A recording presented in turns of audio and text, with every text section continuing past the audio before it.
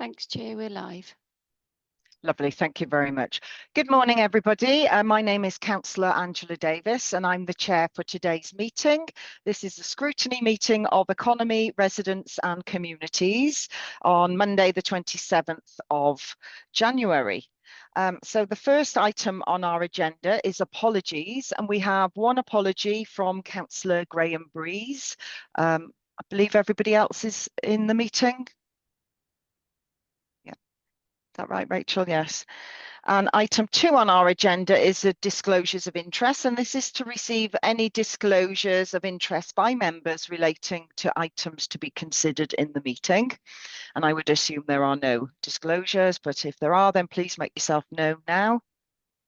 No. Moving swiftly on, item 3 is the declaration of party whips. As a scrutiny committee, we are completely acting independently, so there shouldn't be anybody, but this is to receive disclosures of prohibited party whips which a member has been given in relation to the meeting in accordance with section 78.3 of the local government measure.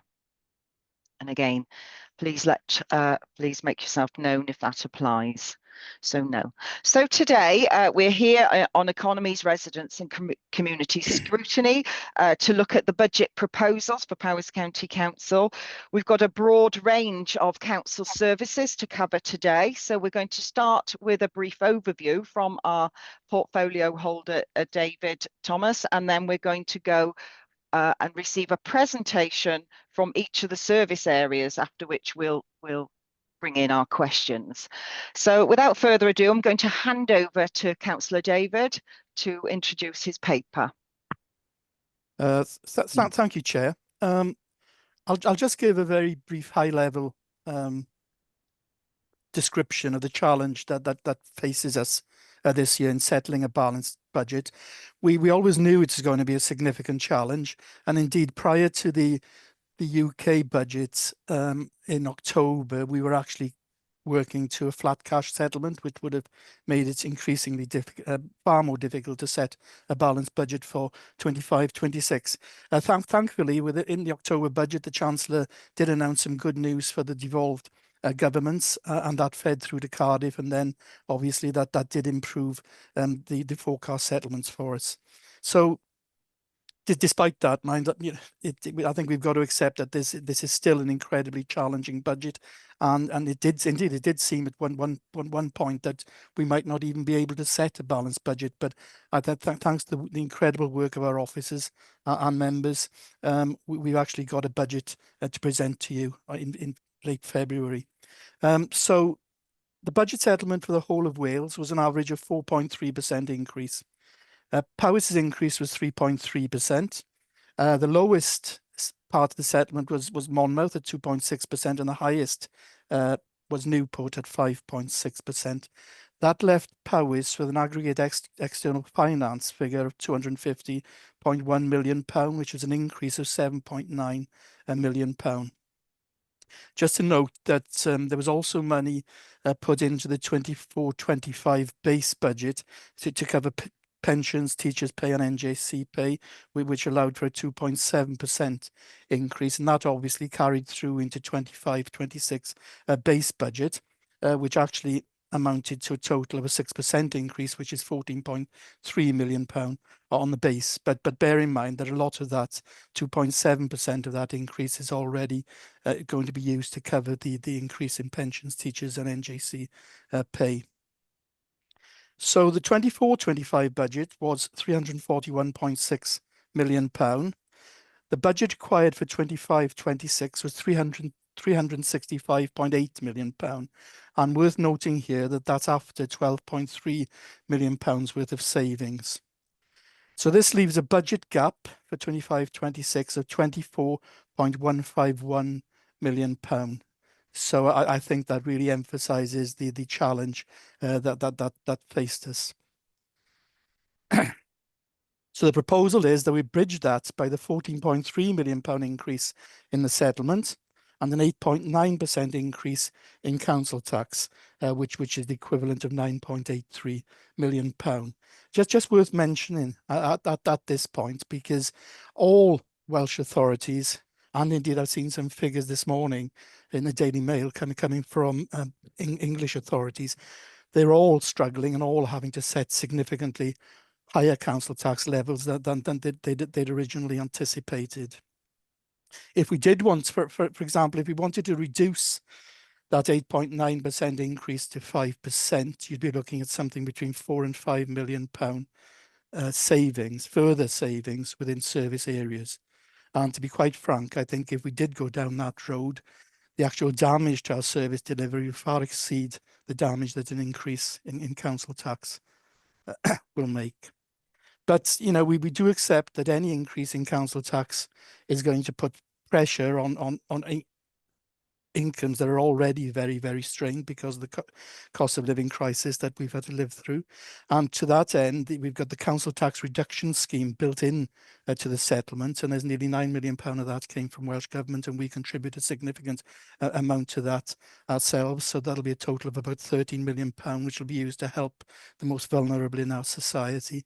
It also covers things like the single person allowance, which is 25% reduction on council tax rates. Just a couple of other high level points with regard to the budget. Schools are to get an increase of £7.4 million. That's above the actual RSG percentage settlement, and equates to 8.3%, and that'll allow them to fully fund the formula. The risk budget will be maintained at £3 million, and that served us well in the past, as I'm sure you're all aware. But I need to point out at this stage that there is a significant level of risk within the budget, and we're actually holding £10.6 million of pressures at risk. And just finally, Chair, the budget gap forecast for the FRM for the next 5 years is a further £39 million worth of pressures. Thank you, Chair. Thank you very much, Councillor David, for that introduction. I don't think anybody's celebrating the financial situation that the country, I suppose, and the county are in. So we're going to go now to each of our service areas to receive a presentation. And I think it's worth explaining that the service areas are bringing forward to us some savings or cuts to try and meet that budget deficit. And I'm sure, been a very challenging situation for each area, but it is our duty here now to scrutinise these proposals, to look at the impact they might have on our residents, and to make a decision whether that's, I suppose, acceptable, whether there's alternatives. So I'm looking to members to bring forward their questions. So without further ado, we'll go into the presentations, and there we are. If officers could let us know which one we're going to have first. There we are. Presentation. Thank you very much. Over to you, or over to the officers. Who are you bringing first, Jane? I think if Kath can just move on slightly, I believe the first one is our highways, transport and recycling. Lovely, thank you. I might be wrong. There we are.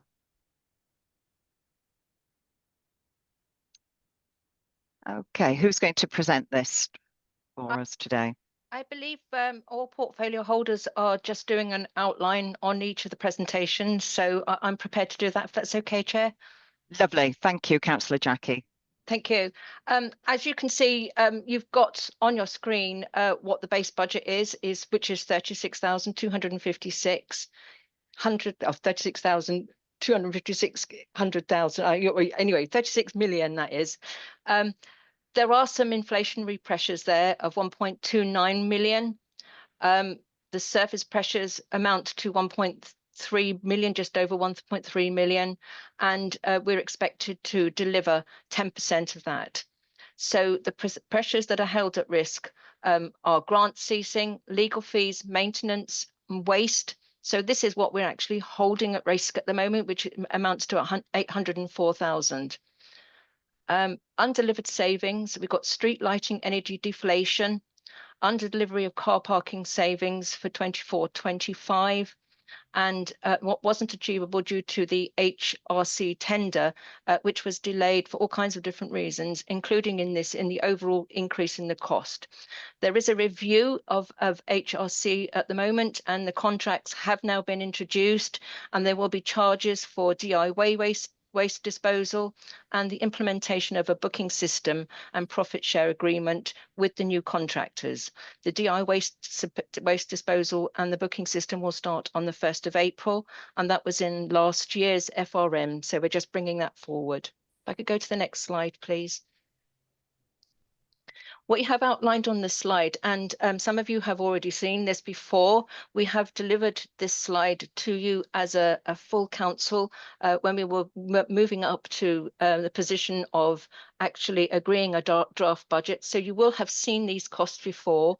I'm not going to go through each line, but if anybody wants to actually ask any questions about any specific area, then please do. And both officers and myself are quite happy to answer any of those questions.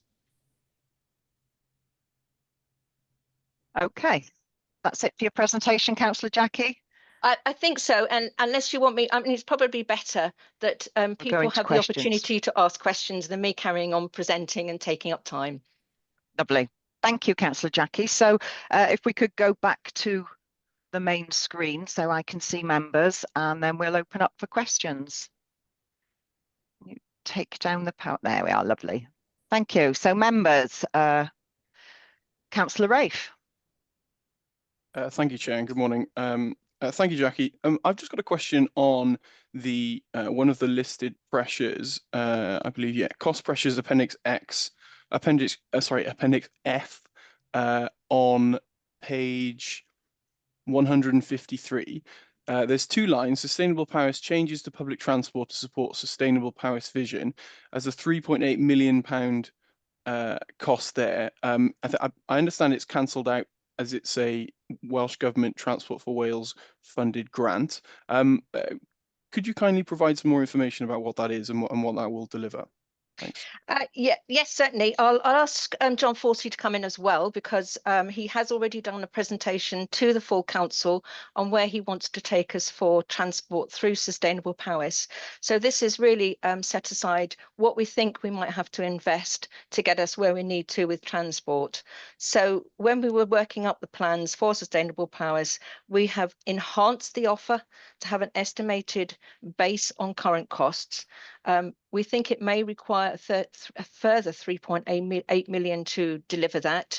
It's quite an exciting project, and this is really about investing to save, but also investing in making sure that we've got a transport system which is fit for purpose as we move through to Sustainable Paris. So I don't know whether John Forsey wants to come in and share any more on that.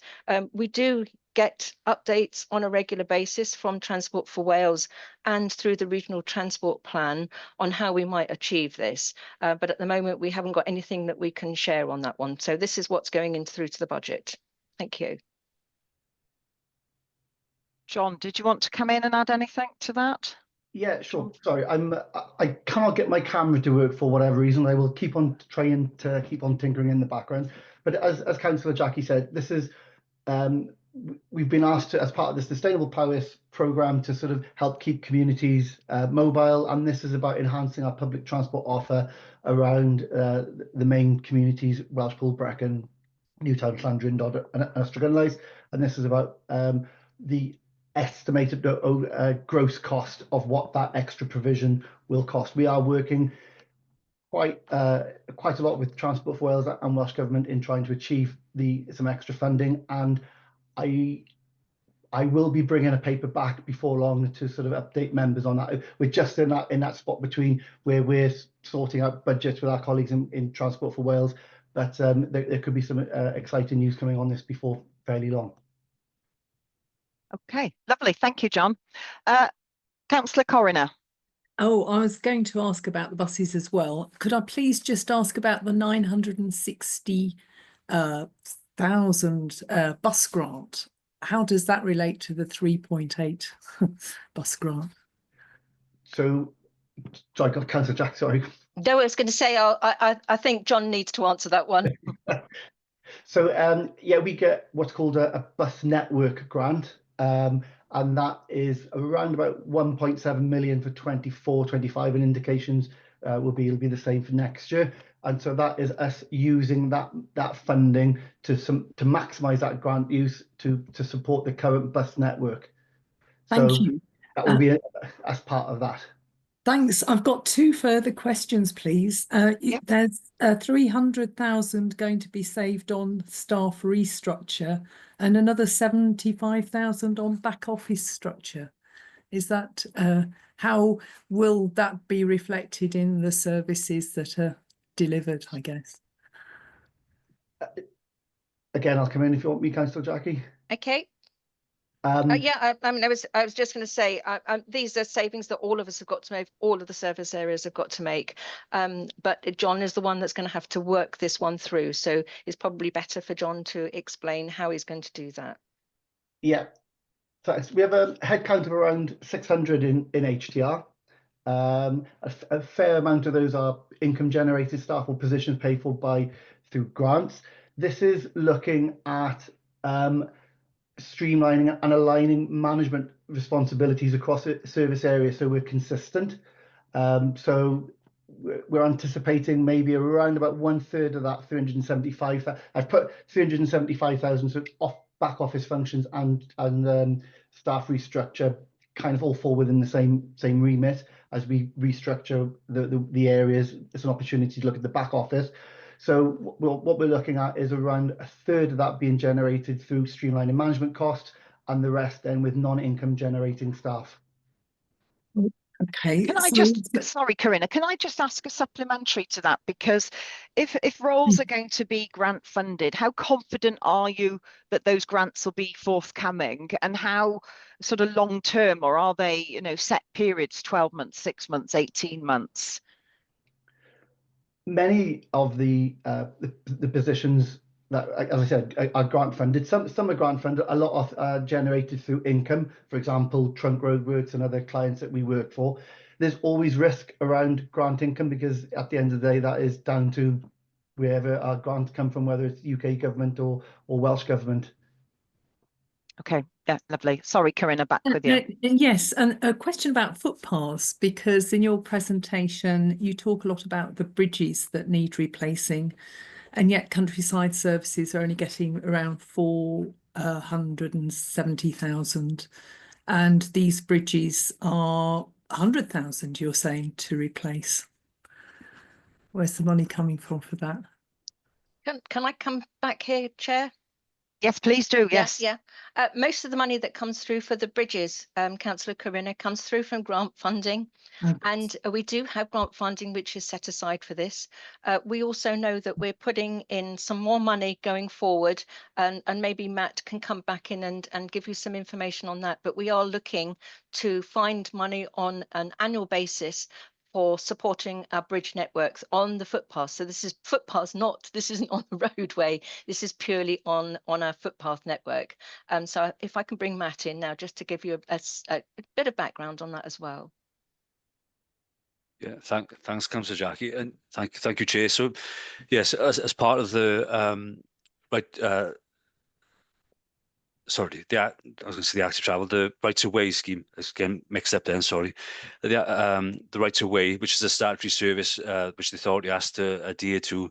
Lots of our bridges are in obviously disrepair. So if we don't invest into the bridge network, we are in a situation potentially where we'd have to close some of those bridges, and then obviously we're going to be potentially challenged legally. So as part of our capital programme, we are in the process of looking to reinvest into the bridge networks in order for us to, make sure that we can open them up and allow access for the public. Okay, Corinna, thank you very much. I'm going to move on to Councillor Peter. Thank you, Chair, and good morning all. First of all, with the delivery of school transport and road closures as it's going through Powys, and changing the routes, how is that going to affect the budget? And also with emergency funding on roads with subsidence and flooding, again, is that budgeted ready for the what's progressively coming in the future. Can I come back on that one, Chair? Yes, please do, Councillor Jackie. Thank you. Thank you, Councillor Peter. I mean, this is a really good question, and obviously it's in all our minds at the moment. You've only got to look out the window now and it's pouring with rain. We've seen a lot of issues with flooding since the beginning of November. We've had 2 major storms. We've had another storm over the weekend, which thankfully didn't impact on Powys as much as we had originally anticipated. But as far as the road closures and what we can do on our roads, of course, we have 2 sets of roads. We've got trunk roads, which is obviously in the Trunk Road Agency area, and we support that. We do what we can when we can. But our own roads, of course, we do have major issues on all of our roads. And we do have a risk budget which is set aside on an annual basis. Should any of those roads collapse or have problems because of a named storm or a storm that we know is impacting on that, we are able to go to Welsh Government. If we've spent our risk budget, we can go to Welsh Government to top up, and then we just top that up on an annual basis going forward. But it is a major issue for us now, and it is something that as the portfolio holder, I want us to start reimagining what we might be able to do there, looking forward to what we might be able to do in the future to alleviate some of that risk if we can, but also be much clearer about what we need to do to adapt. We know this is a climate change issue. There's absolutely no doubt about that at all now. And every other local authority is dealing with the same thing. But we are looking at it. It is something that we particularly want to focus on in the next 12 months to see where we are for the budget for next year. Because you're absolutely right. This is a pressure which is coming at us over the hill, if you like. And we know we've got to do something about it. So thank you for your question. If you need any more information on the technical side, then again, I'll bring in John Forsey to help you out with that. Thank you. You I'm just happy with that? interested about the actual service and delivery of the school transport. Should roads be closed and adding extra mileage, and is that also covered? We Covered. I don't know whether you mean specifically on the A470 at the moment, but that is all covered. But if you've got anything else in mind, I'll bring in John to just explain what we do with school transport when there are road closures. Okay, thank you. Yeah, so we'll perhaps use Tellervig as an example. We were aware of the proposed road closures, so we've worked with colleagues, again with Transport for Wales and the local bus companies to try and integrate or as least disruption as we can to enable learners to get from either side of the road closures to schools or colleges, either in Newtown or Machynlleth. And we've been doing that using the trains, which you know is a pragmatic way to do it, and it's not. Wherever there are road closures, we will always try and look to work with existing suppliers to move learners around to try and cause as little interruption as we can. Inevitably, sometimes there are longer diversions, and that does increase costs. But we just have to manage that as and when the road closures occur and manage it within year. Yeah. Okay, Peter. Thank you. Thank you very much. Councillor Liz. Thank you, Chair. I've got a couple of questions. One's a follow-up on the route optimisation. I noticed that, you know, sometimes when you, productivity, sometimes when you look out on the streets, you see that there are recycling bins that are full and probably overflowing. But equally, we see a lot of bins that, you know, probably only have 1 or 2 items in. And I wondered if the portfolio holder had considered whether or not there could be any labour saving there if people were advised not to put their recycling out until the bins were full. And then I've got a second question, and that's about the profit sharing agreement, which is on the undelivered savings. And I wondered if, for the benefit of the public and anyone else who might not quite understand how that would work, if you could give an explanation of what's involved in that and whether there are any risks, assuming that that will be taken forward with the new contract? Thank you. I'll answer some of that, Councillor Liz. I'm not sure that I've got all the right words to answer the second part, but we'll do our best to answer that. And if we can't answer it, then we'll feed back, because it's quite a technical area, and we could do with Ashley Collins to come in and give you a good answer on that one. But as far as the bins are concerned, yes, we actually have waste awareness officers, and those waste awareness officers deal with enforcement, but their main job is to raise awareness, which is what's in the title. And we do our best, and if there are problems with bins that are overflowing, and we're told about it, we do try, if we can, to actually speak to those individuals and give them some background and support, and if we can help them, we will do. I'm not sure how much of a problem that is, but I think it's mainly card that tends to be the problem rather than other areas.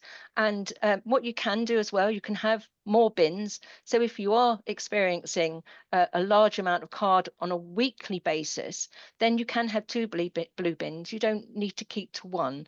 I mean, obviously, we don't want you to have hundreds of blue bins. That would be defeating the object. But everybody is entitled to ask for more bins if they need them. And if we can give them any other kind of help, we will do that. On the profit share, it is something that's been brought in with the new contracts that we have for our HRCs. So it's specific to those contracts. We have a contract now with a company called Bryson. They already run a contract with Conway, and they do the same there at Conway. I don't know whether John's able to give you the answer that you need, but as I say, if we can't give you the answer that you require, we can get the information to you. And yes, it would be a really good idea if we can do something more public to give people the assurance that they might need to understand what that actually means as far as the contract is concerned. Councillor Jackie, can I just come back, please, about the empty bins? I think Oh, you're on mute. Sorry, yeah, Liz, you've Councillor Jackie, the point I was trying to make about the bins is that quite often there are bins that have only got 1 or 2 items in, and the amount of labour that goes into emptying that bin is probably the same as when the bin's full. Yeah. And, you know, when you're looking at route optimisation, it seems quite sensible to encourage people to put their bins out, you know, when they're full, providing things have been washed out. Yeah. There's no reason why they need to be put out on the street every week, is there? Yeah, okay. I obviously didn't hear that. Sorry, Councillor Liz, but I didn't hear that part of your question. Sometimes on Zoom you get a bit of interference.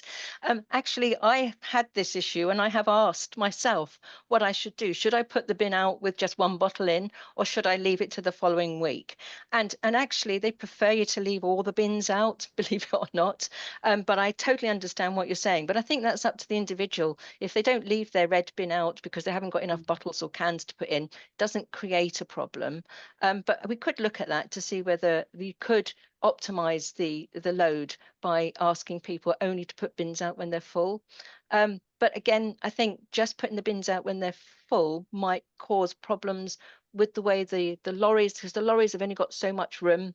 So if everybody was just putting a full bin out, and the lorry gets full, it has to go back to the bulk, it has to go back to the centre to empty that. So it could be just card, but it has to go all the way back to empty that card before it can go back out onto the route again. So it's not really supporting route optimization.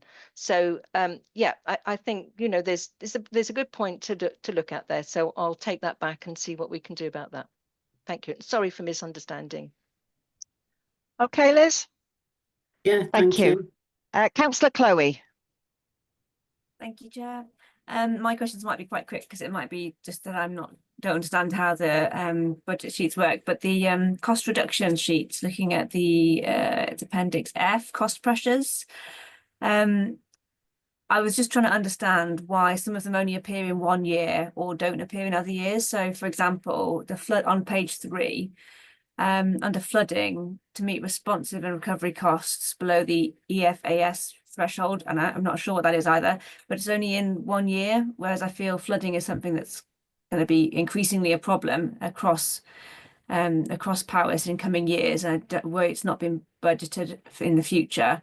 And then again, you know, things like inflation on waste contracts isn't in next year, but is in the following year. So just a bit of understanding about that would be helpful for me, please.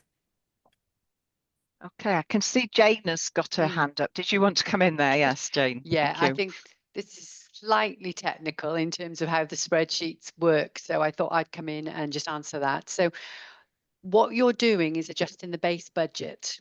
So by adding a certain amount of money to that budget, it stays in the base then for all years. So if you see a pressure shown just once, that means it goes into the base budget and it stays there. Where you see another pressure then in the second year, that's on top of that again. So just seeing it once doesn't mean it goes away. It stays in that service budget then until there's a suggestion to take it out for whatever reason in the future. And those are usually shown as cost reductions.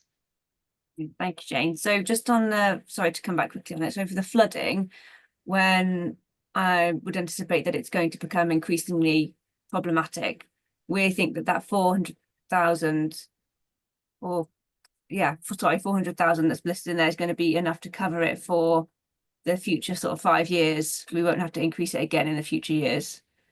I think we're making the adjustment for this year.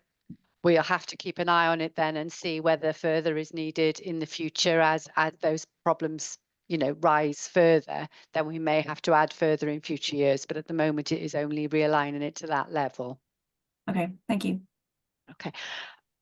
I can see Diane Reynolds has put her hand up. Diane, did you want to come in at that point? You're on mute, Diane, sorry. Hopefully that's okay.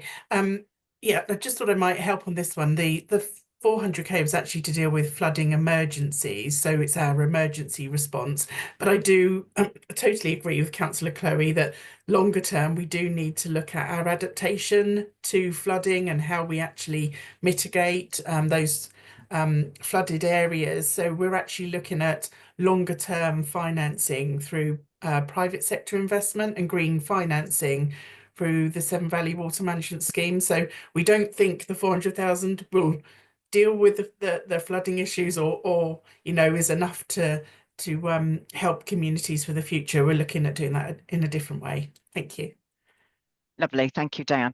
Right, in trying to manage today's meeting, because we've got a number of topics, I've got Councillor Rafe, Brian and Gary, their hands up, and then I would like us to move on to the next presentation. If there are further questions after, I'm hoping we'll have time at the end of the meeting to come back with any question on any topic section. So Councillor Rafe. Yeah, thanks, Chair. And I don't mean to go over previous points, but I do feel there's some more discussion needed on this 3.8 million because it appears in the spreadsheet as a one-off cost. But as Jane confirmed, it's not. So as far as I understand this line, the council is going to spend an additional £3.8 million on public transport, which this coming year is covered by a Welsh Government grant. But my understanding is that 3.8 million will need to be built into the base budget in the following years. And if it's not grant funded, and I'm not sure whether it will be or not, and if someone could confirm, that would be great. But if it's not grant funded, then that will be an additional 3.8 million on the revenue budget. And yes, I understand as it's listed here as part of Sustainable Paris, but I've yet to see any Sustainable Paris proposals that will save in excess of 3.8 million, and I don't know what they would be. And so it just concerns me that we could be adding a significant amount to the public transport budget, which is great and which is wonderful to expand public transport.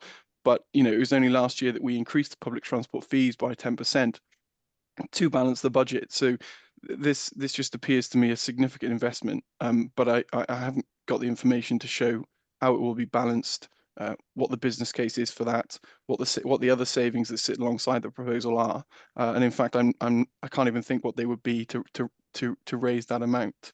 And so I suppose my question is, how confident are the Cabinet that Sustainable Paris is going to save £3.8 million to offset this, and that it's not just going to be a one-off, not a one-off, but an investment into public transport on its own, something that I believe that at this moment in time we can't afford. Councillor Jackie, who would you like to help you answer that question? I think it's a good question and it's an important question. I'm going to hand over to Jane, I think, to explain how this might go forward. The 3.8 million, I think we are quite secure in knowing that we can achieve that. There's a lot of information coming through at the moment, Councillor Rafe, that we aren't able to share because we're still waiting for confirmation, which I think gives us far more confidence in this than we've perhaps had before. But if I could get Jane to come in and just go through the technical side of it, because that's not what I can't answer that one. But I do feel quite confident. I'm also absolutely clear that if we don't get this, then sustainable powers isn't going to work. So we need to make sure that we can achieve this one. It is probably the most important costing that we've got to put forward, as far as I'm concerned, not only for sustainable powers, but I think for the county as a whole, and for all of those people who rely on public transport, and for those people who would like to use public transport more in the future. And I can see Matt's got his hand up, and John, so I'll hand over to those two. Thank you. Thank you for the question as well. So who are you calling in there, Jackie? Sorry, you've mentioned Jane, Matt and John. So, Who would you like Jane to... hasn't got a hand up, but Matt and John both have their hands up. So Lovely. I thought probably go over to Matt first. Thank you. Okay, thank you, Chair. And John will have some of the technical detail. So as Councillor Rafe did mention, 3.8 million does, is quite a large sum of money. So this is coming from the bus network grant of 1.7 million, plus there's other investment opportunities with partners. So that's Welsh Government and Transport for Wales. So it's not just going to be a one-off. This is going to be an ongoing investment with our partners. And the passenger transport team have done face-to-face engagement sessions as well with the public. So John will have a bit more detail in terms of the funding, because they had discussions, in fact, last week with Welsh Government and Transport for Wales about the support that they'll offer Powys going forward in conjunction with Ceredigion. So if it's okay, Chair, I'll pass over to John. Yeah, thank you. Thanks, Matt. And Councillor Rafe, yeah, really good point. And it gets a little bit technical now, but we in Powys operate like a gross cost model, which is so that would be the gross cost of operating the bus services. So off that there would be income. For example, the current network costs us around about £6.5 million. That generates a fair amount of income from on bus. So every penny that's taken on the bus gets returned back to the council, along with the concessionary fares element. We treat the income, the grant income, as revenue to offset those costs. There may be some use of Welsh Government or Transport for Wales capital money. If we invest in vehicles, that reduces the revenue costs to operators. So there's a whole load of things in that 3.8 million, which will, it's almost like the worst case scenario, if that makes sense. That's what we estimate the gross cost to be. But as things become clearer with funding from partners, as Matt suggested, that number will change. Okay, thank you very much. Councillor Bryan. Thank you, Chair. Well, mine's quite simple. It's just reassurance from John that whether it be called back office savings or staff savings, that none of this will be frontline or, in my day, blue collar workers, because we are struggling on our highways maintenance, recycling at the present. So it's just reassurance that none of the savings are back office or front office or blue collar workers. And just explain what the electric car officer will be achieving. That's just two simple ones, please. Thanks, Councillor Bryan. We're looking at, like as I mentioned, about a third around sort of streamlining management costs, and the rest in non-income generating staff. So it's really difficult not to go into the details because it involves staff here. But for example, where technology or systems or greater use of AI can assist officers, that would be an area to look at in terms of staffing. It's the way the world is at the moment.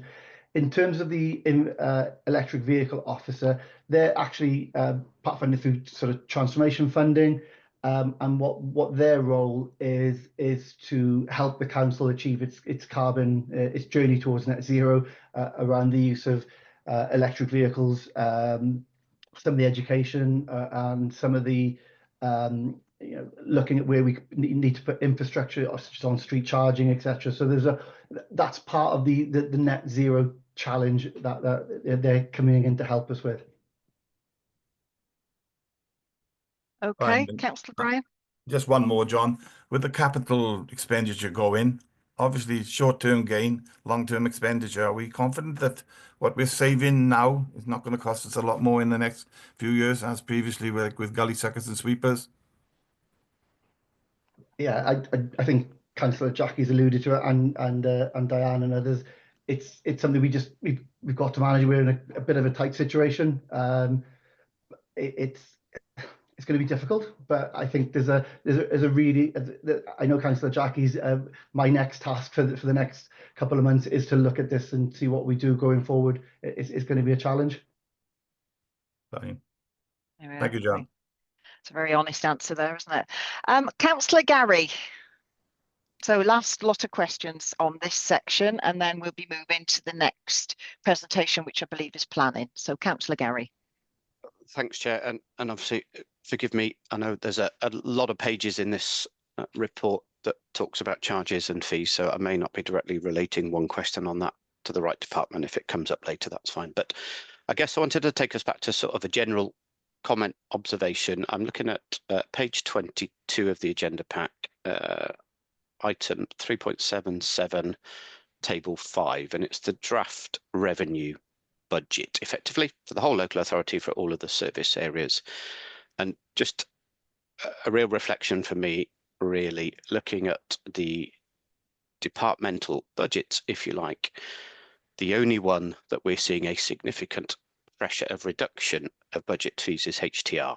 Obviously the element we've been talking about here.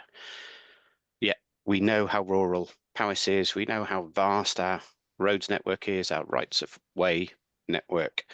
Yet John, Matt and the team there are facing the largest budget reduction pressures across the whole local authority, when others, and I will spell a few out, are seeing an incredible increase in budget pressures, if you like. And I understand the reasons why for many of them, but I know we've been talking about how we're going to achieve those HTR budget savings. Well, I'm not sure we are we? We're going to try really hard. But I guess my question is, are we asking them to achieve the right amount of savings in the right areas? So it's a general sort of sweeping question, I'm afraid. But I'm generally worried when I see the same sort of budget line, as we all are, I know, for, let's say, children's services. Very similar looking budget, but I believe we only look after, I say only, 246 looked after children across the whole local authority, but their budget is a similar £30 million to the whole of our HTR network. And I know you can't compare like for like, but I am just wanting us to really clock the pressures that HTR's got, the issues that it causes us, particularly those very rural councillors as well, in terms of road maintenance, bin collections, all of those sort of pressures that our rural communities see as what they get for their benefits in council tax, when others may not see that.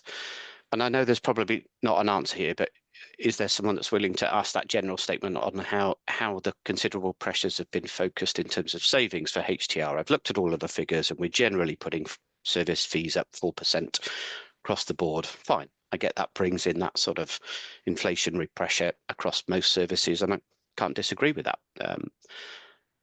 But yet some of our departments are looking at effectively a massive reduction in delivery of services and cost of the services, where their costs have gone up. We know their costs have gone up, but we're still pressurising those. So sorry, so a long-winded question. I can see Jackie's got a hand up. Yeah, she's chomping at the bit to come back with some responses, I hope, for you there, Councillor Gary.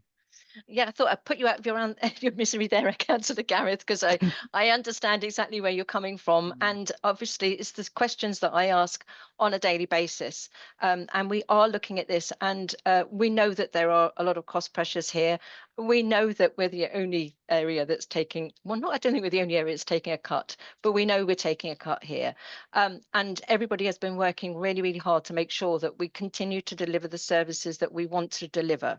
We've got a resource strategy going out for recycling. That's out for consultation or out for engagement at the moment. We've looked at our bus network. We've got new contracts going out there.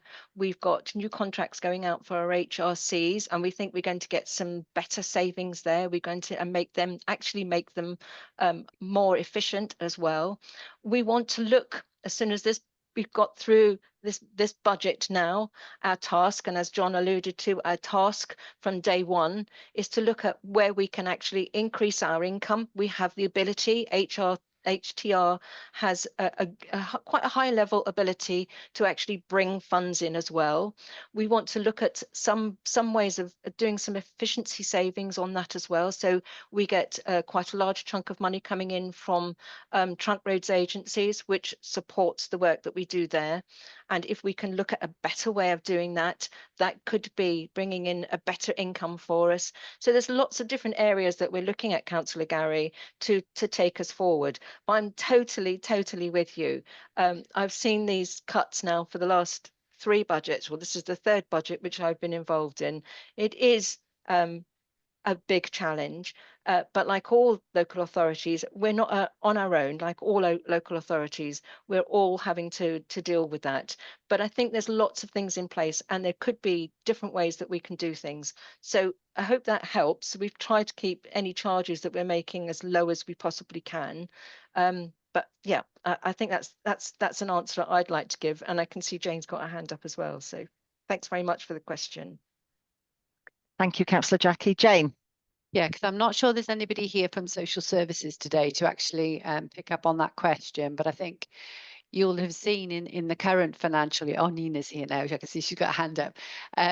This financial year, we're seeing significant pressure across our social services budgets already, and some of those costs are already happening now, particularly, and you're right, in terms of the number of children that we are looking after, the numbers haven't increased significantly. However, the cost of that support has increased, particularly around placements, where the needs of some of those children are far more complex than they may have been in the past. And that is creating pressure in terms of individual placements as well. And Nina can probably give you a little bit more information on that. What we have tasked all services with doing is looking to see where we can keep some of the services to the minimum. And I think that's what you see as reflected within the savings that are then proposed by each service. We're all across the whole council tasked with looking to see how much we can reduce costs by. And you'll see as well, both in social services as well, there are cost reductions being proposed by those services alongside those huge pressures that they are facing. But I'll leave it there, Chair, and see Nina may be able to add a little bit more detail. Well, I'm going to sort of interrupt there, Nina. Thank you very much for putting your hand up, but I'm really conscious that I don't want us going into social services scrutiny during this session. I know they've had their health and social care scrutiny sessions already. I mean, obviously it does impact on the rest of the council, but I'm very conscious that we've got areas within ERC that we need to go into in full depth. So we might come back to you at the end if we have some time, but thank you very much for being here with us and being willing to sort of give us something. But I'm, as I say, conscious of the time, and I want us to move on to our next presentation, which is on planning, if that's all right.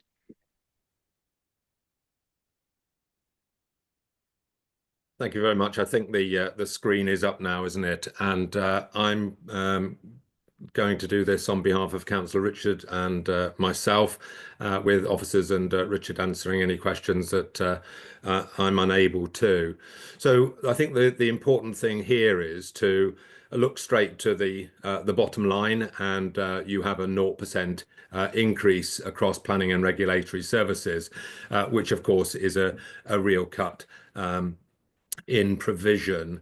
And you'll see the 2 columns again. You've got your pressures here, and the big one, inflationary pressures. That in effect is all of your labour costs, your staff costs.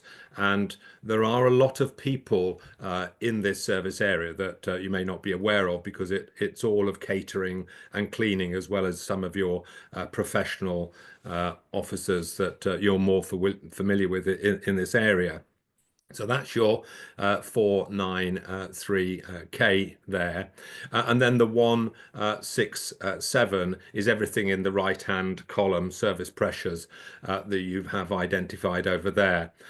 In relation to the local development plan, I'm not quite certain why we've got two lines for that, but in essence, we have the development plan programme to create our new local development plan, and in some years the costs are more than projected, in others they're less than projected, and they balance out overall.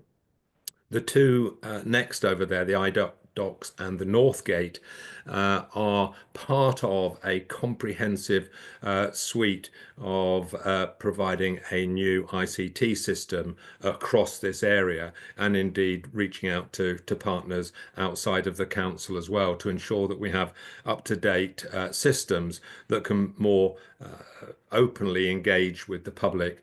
And in relation to planning, that's something that members have been calling for.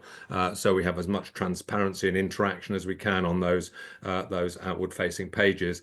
The reason that you've got pressures here is because we have a period of overlap where we have to retain our legacy systems, those that you see here, in replacing with the new system. There's still some work to do, and there's a period of overlap with the legacy systems. In terms of the public protection income pressures, that area of work has been moved in and stretched in different directions, and there's a pressure in relation to unmet income there. One that you may be interested in is the planning validation via AI. We're looking to purchase some additional software there to improve the validation process. This is something which faces councils up and down the country to have a fair, even-handed validation process, and we think that AI can help us in that area in future years, bring some cost reductions within administration there. So as you come across back there in relation to the savings that we've identified, one of the things that might be alighted upon is the proposed 10 pence increase in school meals to generate additional income. Just in relation to that, our meal prices are modest still in comparison across Wales, and I can give more information on that if required. We think that's a fair and modest increase, and of course it only relates to secondary schools because of the university free school meals elsewhere. The removal of the postal service, this is an interesting one. Your members may or may not recall that the cleaning and catering service used to be held not under a portfolio holder, but held corporately. I asked for this to be brought within my portfolio holder role a couple of years ago, and was surprised to see that we still moved bits of paper around the county in a van, and instigated with the head of service a review of this postal service, and you're starting to see those cost reductions come now next year. And then we have some revenue savings in relation to some office disposals. So this isn't the capital receipt we're seeing here. This is the savings of the revenue associated with holding premises either in use or vacant. And obviously, the quicker that we can generate sales on these, not only saves us the revenue, but brings a capital receipt in, which is all important in the future. And the cost adjustment there in relation to the universal free school meals is the bottom line, and helps us to produce that 0% increase that we're suggesting for next year's budget. Thank you. Lovely, thank you, Councillor Jake. If we could again take the presentation down so I can see members, and over to members for your questions. So, Councillor Liz. Thank you, Chair. My question is about the disposal of the buildings, Councillor Jake. And I wonder if you could explain how realistic you think it is for those sales to to be made and the income to be brought in, but also has any consideration been given to, in particular, the newer Bracaniog building being used for accommodation, because obviously there are big pressures on the housing budget, recurring pressures. And also there's a massive car park there, and I was, thinking about the sort of semi-permanent use of a site for homes. So, is this a short-term gain, but which is going to put pressures on other departments, e.g. housing? Okay, thank you for the question. Certainly, in relation to the sale of the Gwalia that you've seen there, I think we have a sale agreed in principle at the moment. There is more due diligence that is required in respect of the purchaser, and officers are doing that. In respect of the Brecon offices that you're referring to, clearly that is a potential redevelopment site in the heart of Brecon, which has great value for a number of things, but I share with you that it has value potentially for housing. Mixed housing, I think, would be preferable, which if you look at the local development plan, requires that you have between 20 and 30% affordable housing, that's social rent housing with some open market housing there, which of course meets the local needs and would reduce some of the housing pressures. Councillor Matthew and I, in relation to the temporary accommodation and the space, the car park space that you refer to there, have been in ongoing dialogue with the head of housing, and I think the consensus is that this wouldn't be an appropriate opportunity for portable housing to be brought on the site short term, and that we're in a position that we can look at a longer term housing solution there. So that we have a process with capital assets that are available, so access to the requirements of the council, which these offices are.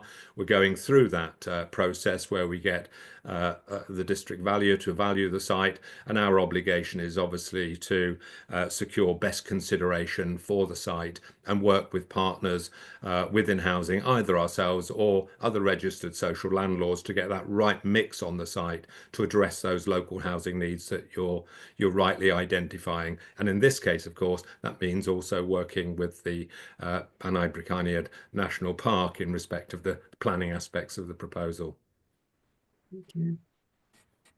Thank you, Councillor Jake. Councillor Peter. Thank you, Chair. And it's a bit of a follow-on really with disposables. With the disposable of the Gwalia, is the price also with the contents, and is there a more financial capture of money of selling some of the actual contents? Yeah, so yeah, thank you, Councillor Peter. We went out to market. People probably will have had a little look at that and thought that's the best £250,000 that you can spend in terms of real estate there. That value is for the premises, not for the contents. And officers, as they do when we look at relocations, and indeed they work closely with the catering service here. The cleaning service here, which does some of the moving, and indeed we seek to recycle some appropriate furniture either for sale or reuse elsewhere. So we do work to try and work in line with what we talk about reuse and recycle with this. So if there's a value there, then officers will be asked to seek that value in terms of the contents. But it's very, very difficult, isn't it? Sometimes there might be a market for used office equipment, and others there isn't, but they'll get value where they can. Okay, and just to follow on that, is there a certain time of selling properties that are better to capture a better quality of money for that property? Sorry, I missed the second word. That's a better selling. Is there a better time to sell a property to get the best capture of quality of money for that property? That's really, really difficult, because what we're looking at is our our entire assets, isn't it? So we're looking at whether no one's mentioned farm accommodation yet, or premises as part of the farm rationalisation that we have, office accommodation, it might be commercial accommodation, it might be spare bits of land, and there is no better time in the time annual cycle of for sales. But what is clear is that you don't want to have a fire sale. You don't want to sell under pressure where it's felt that you're desperate, because obviously in any exchange there's a buyer and a seller, and that needs to be equitable and fair, and both parties feeling they're getting a good deal. If you're under pressure to sell, you never get the best deal. So we don't want to be under pressure. No, thank you very much, Jack. Thank you. Lovely, thank you. Councillor Gary. Thanks, and thanks, Jake. My question was around planning fees, Jake, really. The report pack doesn't make it absolutely clear on where we're heading in terms of planning fees. It talks about inflationary increases. I may be wrong, but am I right that some of the direction in planning fees is set nationally, either in Welsh Government or above? But have you got an indication of where we're going with planning fees? I know we don't see huge amounts of planning applications, but I think, is there a risk that if we put them up too much, if that's what we're proposing to do, we see even less? We know that there's pressures on planning applications in many areas anyway, in general, in terms of other pressures, not in terms of fees. But yeah, I just wondered if you could give us a flavour, because I can't quite tease it out, the report on fees for planning. Yeah, I mean, one of the things I think I have shared with members previously, that I've written certainly on a couple of occasions to the planning minister in Wales. Planning fees are set in Wales, not in England, for ourselves, is that we should be looking at full cost recovery where we can. So not just being reliant on planning fees, but of course the whole of the enforcement service is either paid for out of planning fees or by taxpayers. The local development plan, etc., is paid for by taxpayers as we move forward. So I'm looking for a broader cost recovery within that. And I have written and not had a response from the planning minister. Nonetheless, irrespective of not responding to me, the minister has triggered a review of planning fees. So there is now a full review of planning fees, somewhat like the review that we saw in England a couple of years ago. And you're probably talking, in England, it was 25% uplift in planning fees, so between 20 and 25%. But some of the requests that I had, and we've just had a consultation issued by the Welsh Government to which we've responded, quite robustly, I have to say. My response was that we don't want a tapered increase in planning fees, because actually we've got so far behind, and we have services like planning enforcement, which we're all paying for, and we have invested into that area, as you know, putting resource there. So we've said that we don't want that tapered in over 3 to 5 years. We would like that increase introduced properly, so that the sector has advance warning and they understand what that will be. But we have a fee income of about £700,000 a year, and you'll see that I've put a very modest increase of about £50,000 nominally going forward, because I've got no idea when the government will introduce the planning fees. At the moment they're consulting.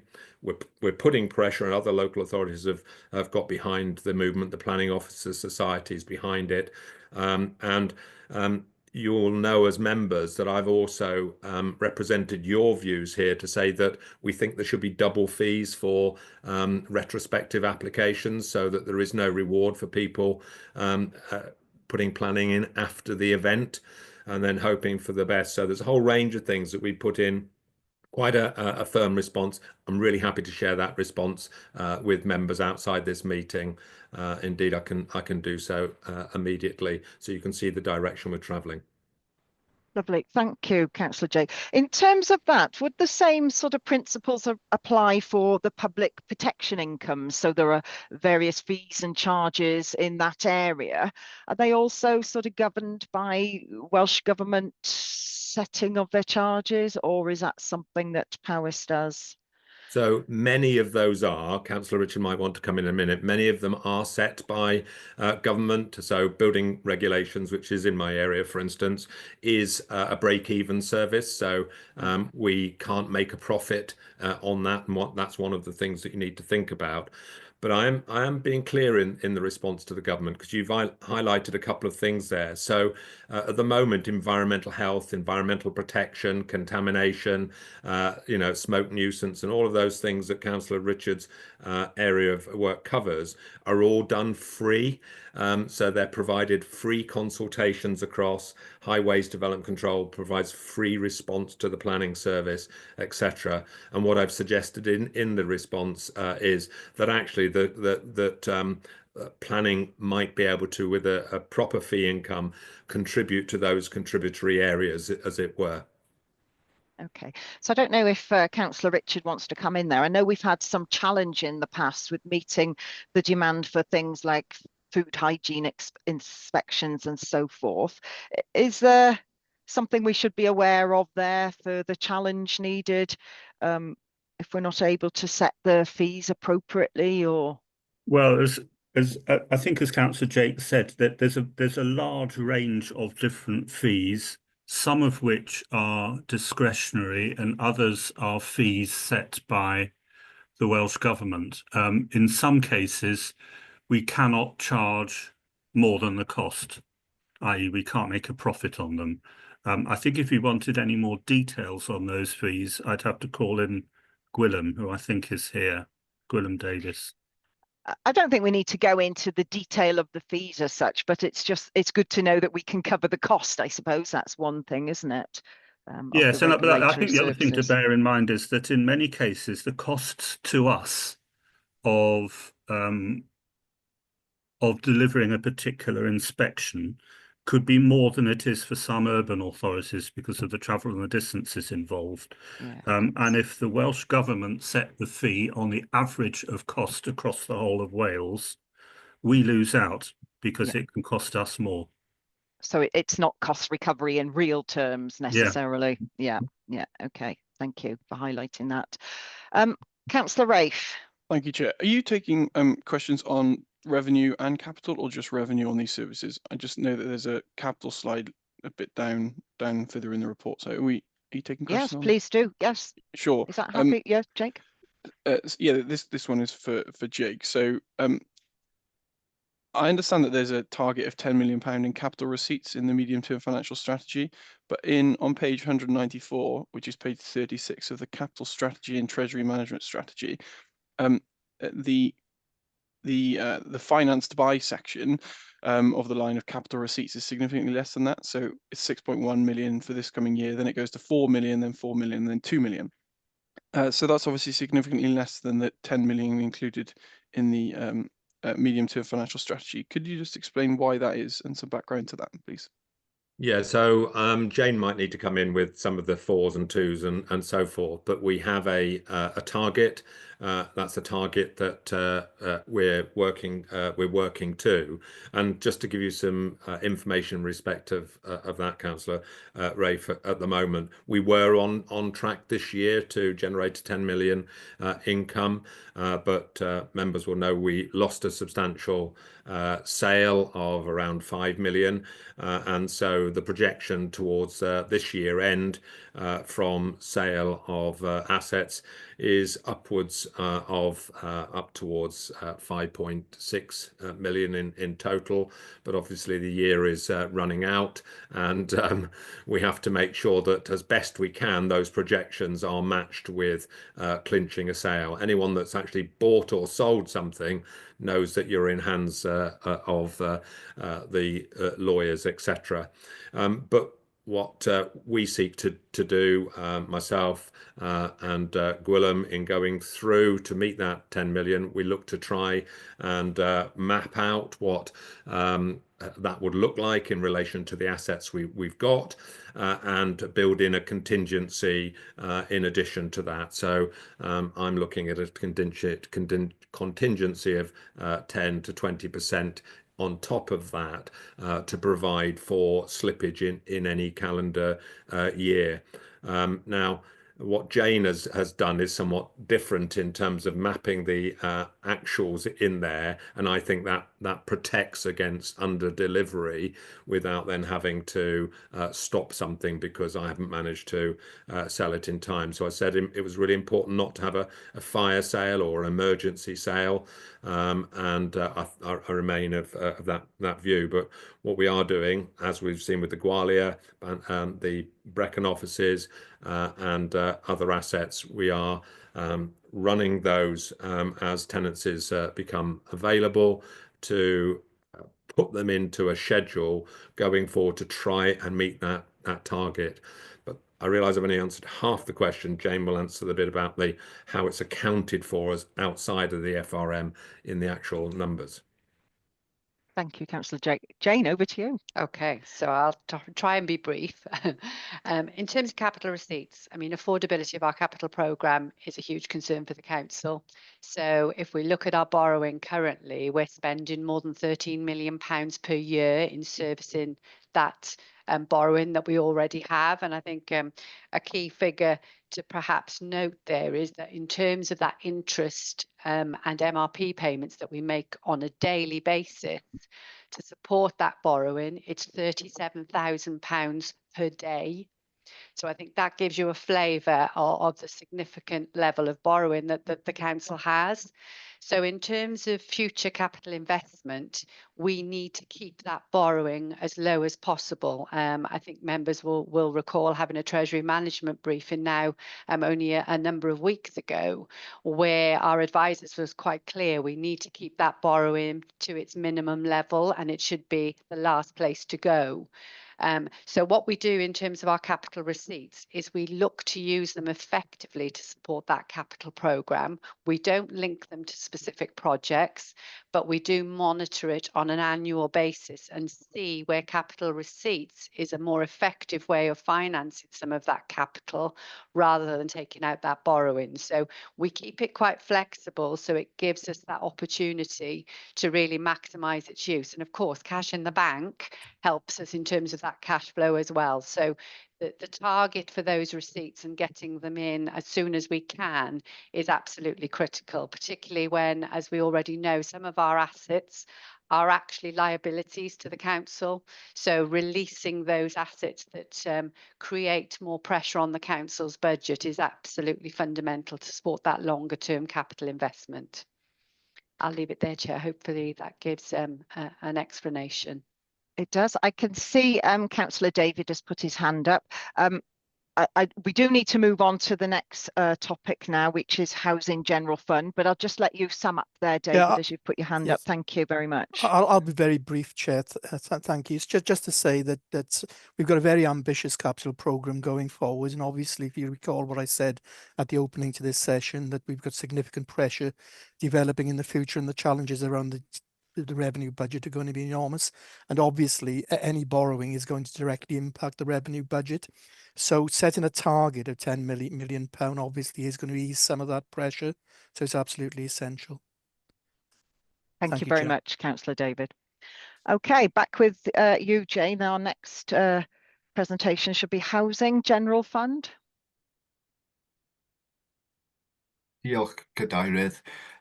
Thank you, Chair. As colleagues will know, the Housing General Fund sits separately to the Council's Housing Revenue Account. The Housing Revenue Account is a self-financing budget that's set out through a 30-year rolling business plan, and that will be available for scrutiny and approval by Cabinet in due course. In terms of the Housing General Fund budget, as you know, it's for statutory services where households who are currently or at risk of being homeless, and also for our gypsy and traveller accommodation assessment strategy. The base budget for the Housing General Fund is £760,000, relatively small budget compared to some of the issues that we've been discussing today. But that does include pressures requiring support for 25-26 of £1.1 million. The proposed budget doesn't also include savings for the coming financial year of £52,000. The net increase being sought by Council for the coming financial year is is £1,103,000, and that includes the service holding £102,000 at risk. We have been in receipt of a number of grants from Welsh Government towards tackling homelessness. The Welsh Government is now transferring those grants into the revenue support grant that we receive, so the big block grant that we get from them for our services. So within that, the pressures included are £965,000 for pay and non-pay inflation, a total of £690,000 for grants that are being transferred in. They include £459,000 for the No One Left Out grant, £170,000 for the discretionary homelessness prevention grant, a £60,000 grant which was for a strategic coordinator post, and that includes a further £400,000 homelessness pressure within the budget. The service has put in place a number of strategies to mitigate the homelessness pressures through actions within the housing service. So things including using less bed and breakfast accommodation and using more of our homes as temporary accommodation to deliver better outcomes for those people experiencing homelessness at any given point. We are working with our social landlords to increase the offer that we've got in terms of temporary accommodation, but that continues to be challenging, and we're speeding up the offers of permanent homes to homeless clients and others in housing need. We were also flipping temporary accommodation. What that means is where we put somebody in a property as temporary accommodation, if the finances stack up in terms of them taking that tenancy on, we convert that to a secure tenancy for them. And of course, we've got an extensive programme to build new homes for the council as part of our Stronger, Fairer, Greener corporate and strategic equality plan, in order that we can tackle poverty and provide people in Powys with the homes they need. Thank you, Chair. Thank you very much. Okay, again, if we could take the presentation down, that's lovely. And over to members if you have any questions in this area. Councillor Rafe. Yeah, and thank you, Chair. Thanks, Matthew, for the explanation. On page 51, which is the capital presentation slide, there's £1.3 million for disabled adaptations. Could you provide some background as to why that's needed, why such a large amount is needed this coming year, and whether that's a requirement moving forward in subsequent years? Yes, Chair, I can respond to that if that's helpful. Thanks, Councillor Devlin. So the Council has a statutory duty to provide disabled facilities grants as part of the work that we do. They're available to owner-occupiers and tenants for a range of work necessary to help disabled persons remain living independently in their own home. They include improving access to the home, providing level access, showers, stair lifts, hoists and door entry systems, for example. The Council can't block anybody for applying for a disabled facilities grant, which is why we need to make the provision within our budget. But a DFG or disabled facilities grant is subject to an assessment by the Council's occupational therapy service. It is subject to a statutory test of resources, and it is limited to £36,000 and for mandatory works of adaptation only. However, they may be subject to repayment conditions, for example, if an owner-occupier sells the property after the disabled facilities grant has been allocated. So as I said, we can't refuse to allow a person to make an application, but it is subject to a number of tests, and we do need to make provision for it in the budget because of those reasons. Okay. Chair, can I come straight back in? Yeah, please do. Thanks. Yeah. Yeah, no, that's great. Thanks for the explanation. I suppose my question is why is it £1.3 million this year? So what was there in previous years? So how was that funded previously? Why is there such a, and if there was a budget before, what was it, and why is there such an increase in demand this year? And do you expect that will continue in future years? Thanks. So yes, I do expect that demand will continue to increase. We've got an ageing population in Powys. All the demographic data tells us that we've got a growing need in terms of people needing services. We want to keep people living independently in their homes because it's better for them than requiring moving into residential or social care. So if we can keep people living independently, that has better outcomes for them, and it's clearly better for the local authority and our services. The budget hasn't increased significantly, but demand does increase. Officers will be able to tell us what the base budget for that was in previous years, but I don't expect demand to decrease, Rafe, going forward. But all I would say is, from recollection, is that we actually generally run out of money in this budget pot. So it is important to keep it there. Okay, thanks. Okay. It'd be great if officers could confirm what the capital budget for previous years have been. Certainly last year would be helpful. I'll see Okay. if I'll see if I can find that out for you now while we're in the meeting. Lovely. So my question was, you mentioned there that the homelessness figures are growing. So just concerned really about the costs, there. So what are we doing, or what can we do as a council to support people before they become homeless? And is there any work able to do that? Thanks, Chair. This is a really important question. Clearly, tackling homelessness isn't just the role of the housing service, it's a role for the whole council and the whole public sector. We deal with the housing bit of homelessness, but very often there are mental ill health issues to deal with. There are sometimes dependency issues to deal with. There are children's services issues and education issues that we need to deal with as well. So this does require a public health response, but tackling it is very costly. The earlier that we can provide support and intervene with service users, usually the better outcomes that we are able to provide for them. People contacting us at the last moment really does limit the window of opportunity that we've got to intervene. The service has been really successful in intervening and providing support to people, enable them to stay in their homes while we deal with other issues. We also can provide support through the money advice team to make sure that people are claiming all that they're entitled to be able to service things like their rent and their living costs, because we know the cost of living crisis has put pressure on people. But we do have to adhere to the Welsh Government's legislation around homelessness as well. So we are able to work with service users and private landlords in some cases to be able to keep a person in their home while other housing options are explored.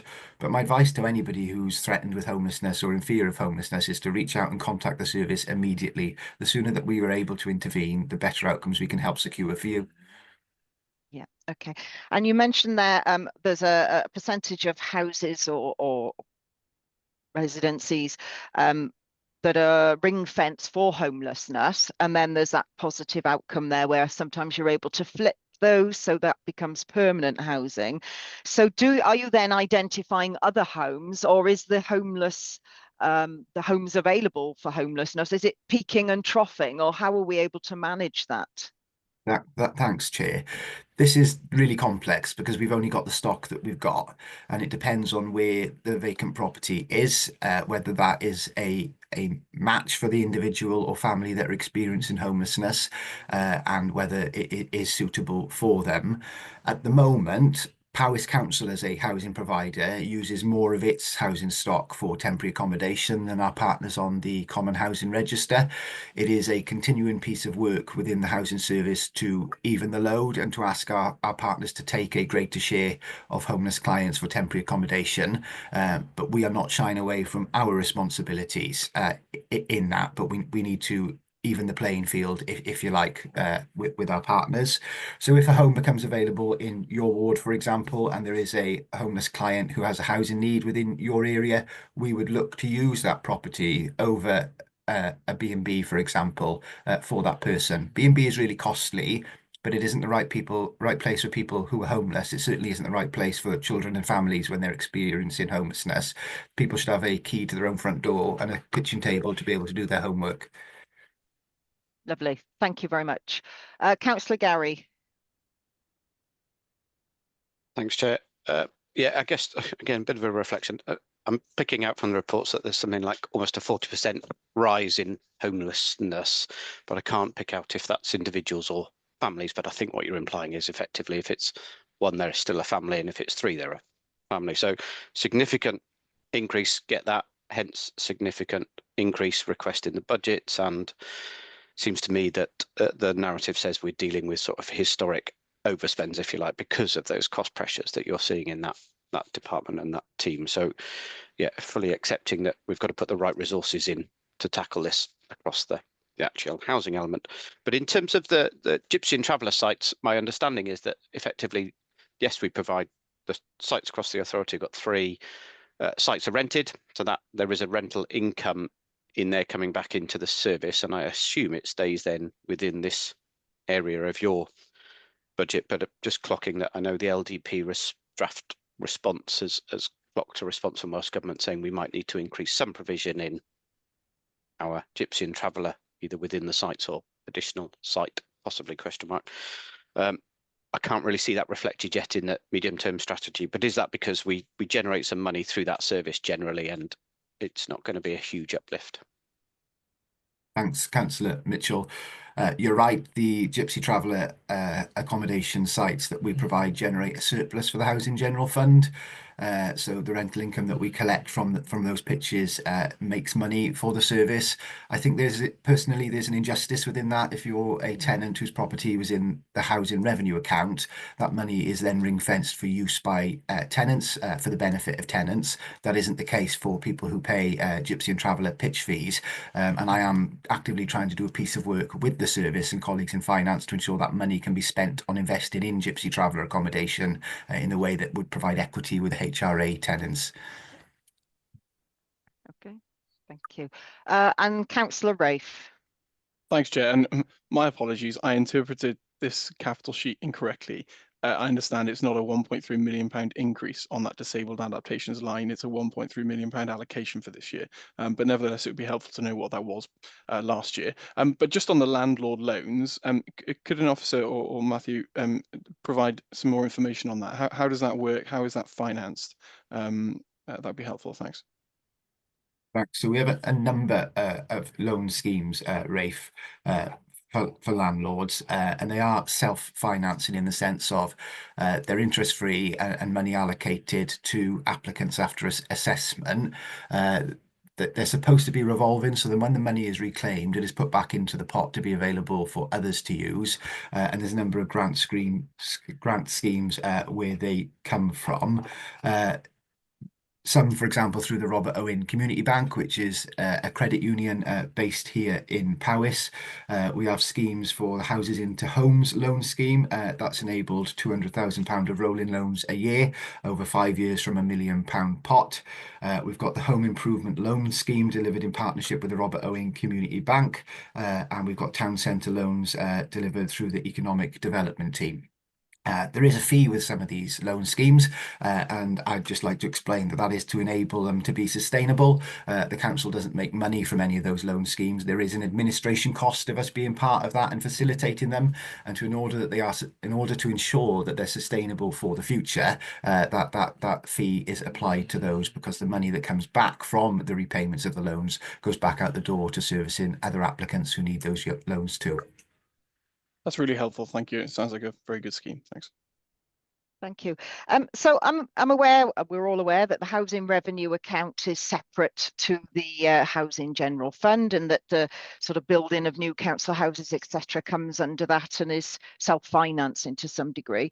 But the incentive to get these empty homes around the county filled, if we've got this shortage of council housing, and we've got lots of houses that are empty. I was running around my ward in the rain yesterday, and there are properties around the county that are still empty. Now, I know you're working with other departments, council tax, etc., but how successful is that proving to be? Offering the loans, the schemes, the grants, have we managed to get any empty homes back on board and available for the council to use? Thanks, Chair. This is personally for me a huge area of frustration in the time that it's taken to get this working. So you will be aware that we levied additional council tax around empty properties and used the resources from those to be able to fund empty property officers. That's taken significant time to set that up, but what we have been able to do is develop the dedicated website for the public and members of council to be able to report empty properties into the local authority. We now have a comprehensive database of properties that are empty in the local authority area, where officers are actively targeting those to look for opportunities to be able to bring those back into use and to be able to signpost the owners to the grant schemes that are available. There are undoubtedly complexities and barriers that we need to break down to advance this further. There are always issues around probate, legal ownership and access that we need to address. And that is part of my frustration in the time that it takes to be able to deal with those. I think there is a report due for Cabinet and Scrutiny in the coming months on this very issue after Councillor Berryman and I saw an update following the implementation of the strategy, but we are making progress on it. I just think it's taking longer to be able to set up the structures than we initially anticipated. But I would encourage all members and the public to report those empty properties to the local authority. They will then be surveyed and investigated by the officer team, and hopefully we will see progress on them. They actually, empty properties are harmful to our communities. They bring the local area down. They become a target for antisocial behaviour and crime, and they take houses out of circulation that could be homes for local families. It's really important that we get this right. That's why I'm frustrated that we haven't made more progress, but it's important to be honest with you about that. But I'm confident that now we've got the structures in place, we can do a better job. Good, that's good news, and I look forward to that paper then coming to ERC so we can see the progress. Thank you very much. So I've got no further hands up there, so Jane, will move on to the next presentation, which is Economy and Climate, I believe.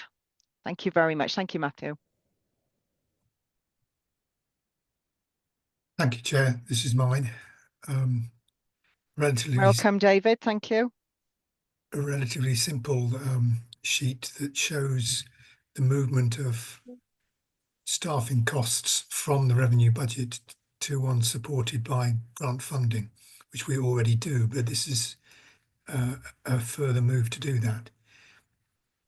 Pressures there are the inflationary pressures that are referred to on every slide. The one below, the Eisteddfod costs, there's an anticipation that Powys will be hosting the Eisteddfod in 2027, and this is an estimated cost of doing so and providing grants and infrastructure for that event.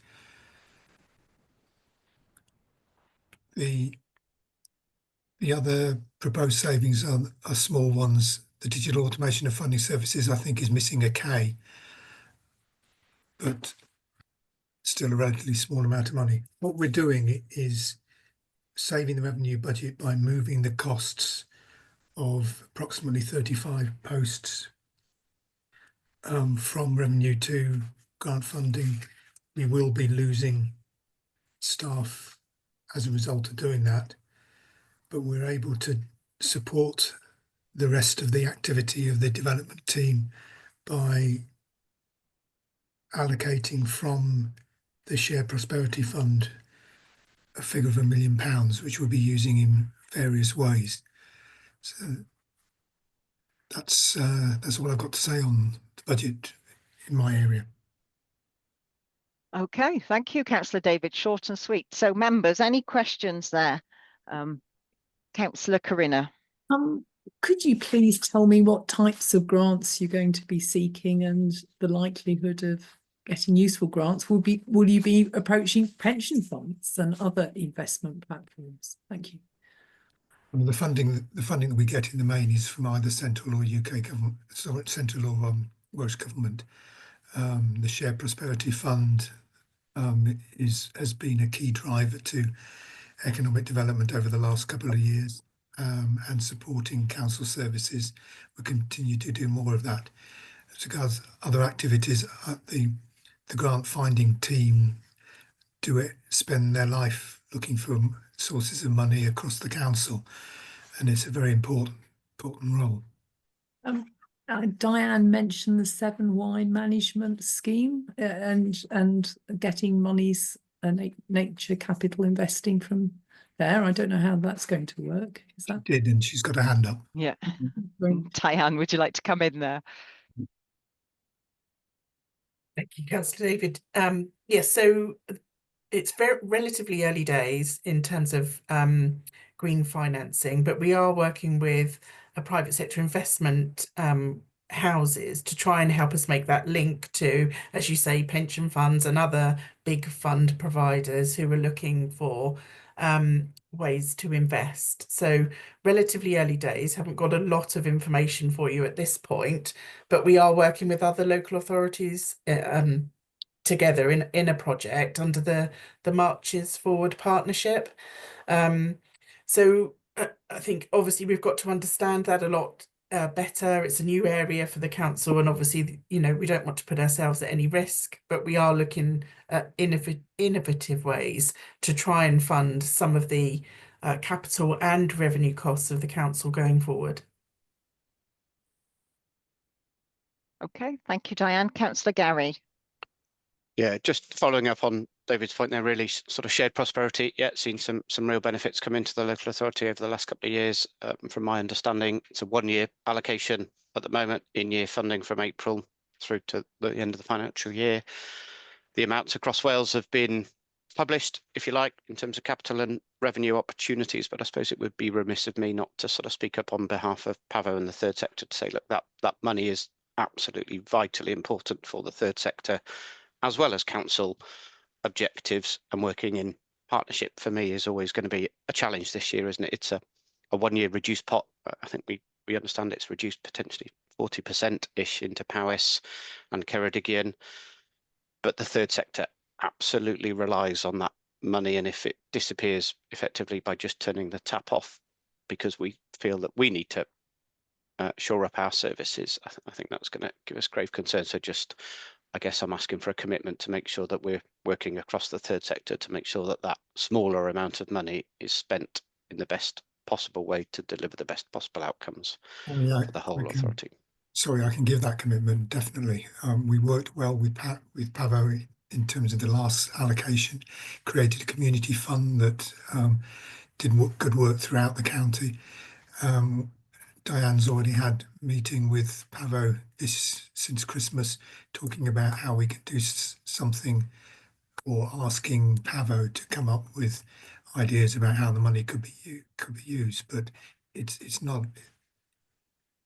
We can be proud of the work we've done with the third sector. Yeah, no, absolutely. Thank you. I think it was just a fear that the money is reducing. I know we've got our pressures, and we did use a good chunk of it to shore up things that we had ideas around. But yeah, that's great. Thank you very much. Okay.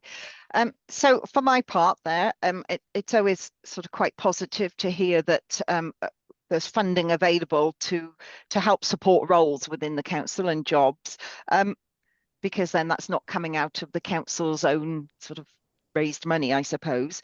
But how confident are we that that funding, I mean, this question was asked in previously this morning, but how confident are you, David, that that funding is available?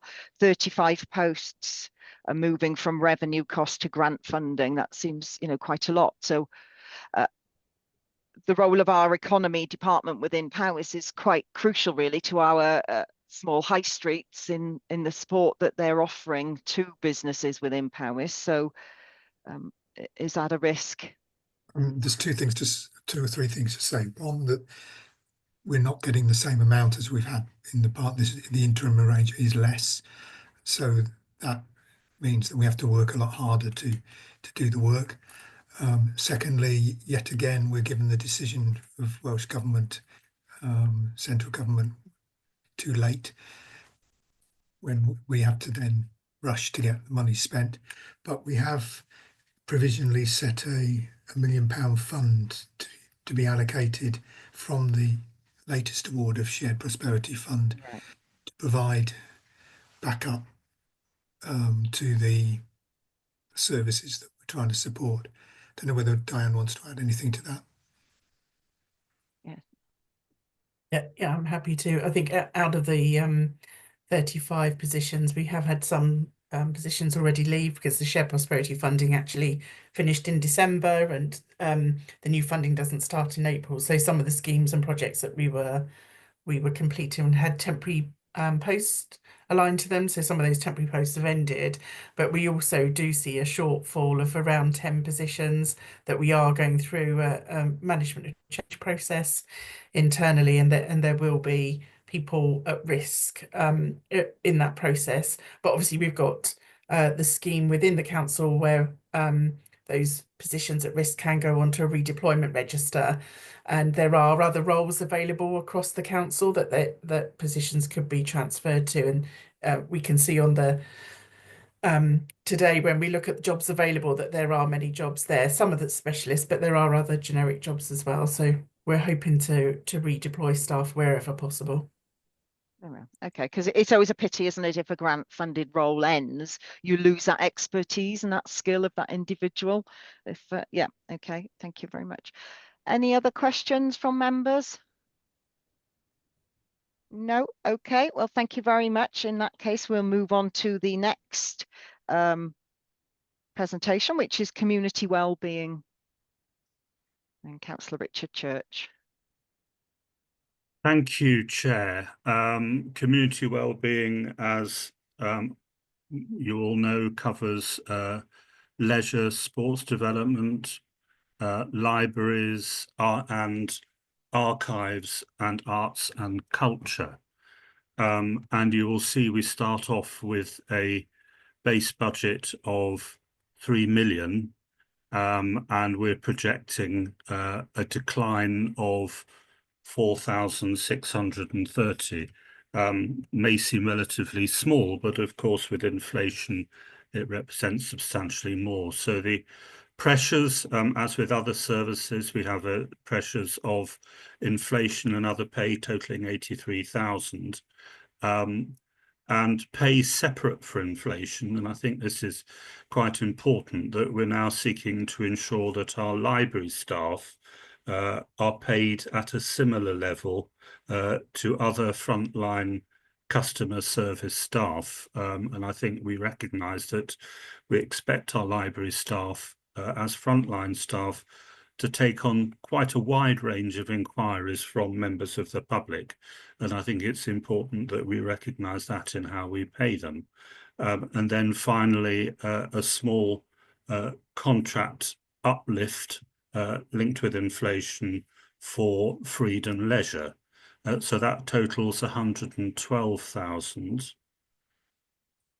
And then I think we have another slide. Thank you. And the proposed savings, utilities inflation decrease. I think this is a projection that fuel costs will provide us with some savings on costs there. Use of grant to mitigate short-term service in view of a wider service review within cultural services, and including a vacancy factor of 3%, so somewhat more vacancies than we've had in the past. And some plans for increased income from selective sources of 10%, and this could be within grants, particularly for sports development, maybe some charges where we think we can do them without impacting upon the service. And that concludes the slides, although, as many of you will be aware, there are particularly additional costs on this service within the capital budget. Okay, thank you, lovely. If we could, there we are, lovely. So members, questions? Councillor Corinna. Thanks very much. I'd like to ask about libraries. I was under the impression that a grant is currently supporting libraries for this year, but I wondered what was going to happen next year, and is this part of the wider review of cultural services you mentioned? Thank you. I think perhaps if I can ask Jenny Ashton to answer that question. Thank you, Councillor Richard. There are a number of grants that support libraries and all of the cultural services at various various times throughout the year. We have been fortunate to have SPF funding, which has supported different schemes in our libraries for the last 12 months. And then there are smaller grants that support the library service with various different schemes. As other people have said this morning, unfortunately, some of those schemes are quite short term. So they're short term projects and schemes that we're able to deliver. And some of the grants also help to support some of the roles within the service as well, either through project management or to help support the core budgets. So yes, the library service have received grants, but there is still a core budget for the library service, and it will continue as is, but we do look to source and identify grants where we can to help support additional service delivery. Do you foresee a shortfall, you know, much less money next year, or is it probably going to be okay next year? At the moment, the budgets the budgets have been set, and there are, you know, budgets for the libraries that we currently have within Powys. As I say, if there are any additional schemes, you know, we try and source grant funding to help support those. But currently there are core budgets for the library service and for the libraries that we have. Okay, so I wanted to ask you about the co-location of services. It's something we've been, the council's been talking about for a long time, and I wonder how that process is going. We're obviously in the press at the moment is Llandrindod Library moving to the museum, and I know others have moved. So are you happy with the progress of that co-location of services, libraries, other things? Oh, I mean, where we can undertake co-locations, I would like to see them happening, and I think that there is some work to be done within each locality, and I think it's something I know that Councillor Jake is keen to see us do, is that we actually have a proper review of our assets and services within each town, to ensure that we're able to meet the priorities of the communities within each town in terms of services, and to ensure that we locate our services within the assets that we have as effectively and efficiently as possible. And I know that's something that we'll be wanting to develop over the coming year. Okay, and you also mentioned a sort of, I don't know, was it a job or a pay evaluation of library staff, because they're doing sort of a wider range of services. So I'm wondering, what is the take up? Are the public, so we've got the council's cost of living page, we offer an awful lot of support services within the council. Are people able to access those through their libraries, and do you have any evidence to say people do? Is that an effective way to sort of help and support our public? Well, people do visit our libraries and ask library staff for a range of advice on particular services. And I know particularly people who don't have access to computers and the internet rely on libraries in order to get that access, and to have library staff on hand to help them do so. Yeah, I mean, that sounds really positive, but is that the same across the county, or are some areas better at doing it than others? I'm just wondering, is it a service that we could build upon to help our residents, as you know, tricky times ahead, aren't they? Well, I think it's something that, I think we're putting quite a considerable amount of pressure on our library staff, and I can see that this is something that will continue in the future. And so, I do welcome the fact that we're making this pay adjustment, because it's important. But obviously there are some places which have better access to these kind of services than others. In terms of what the take-up is between different libraries and different parts of the county, I couldn't answer that question. I don't know whether Jenny would have any facts and figures on that.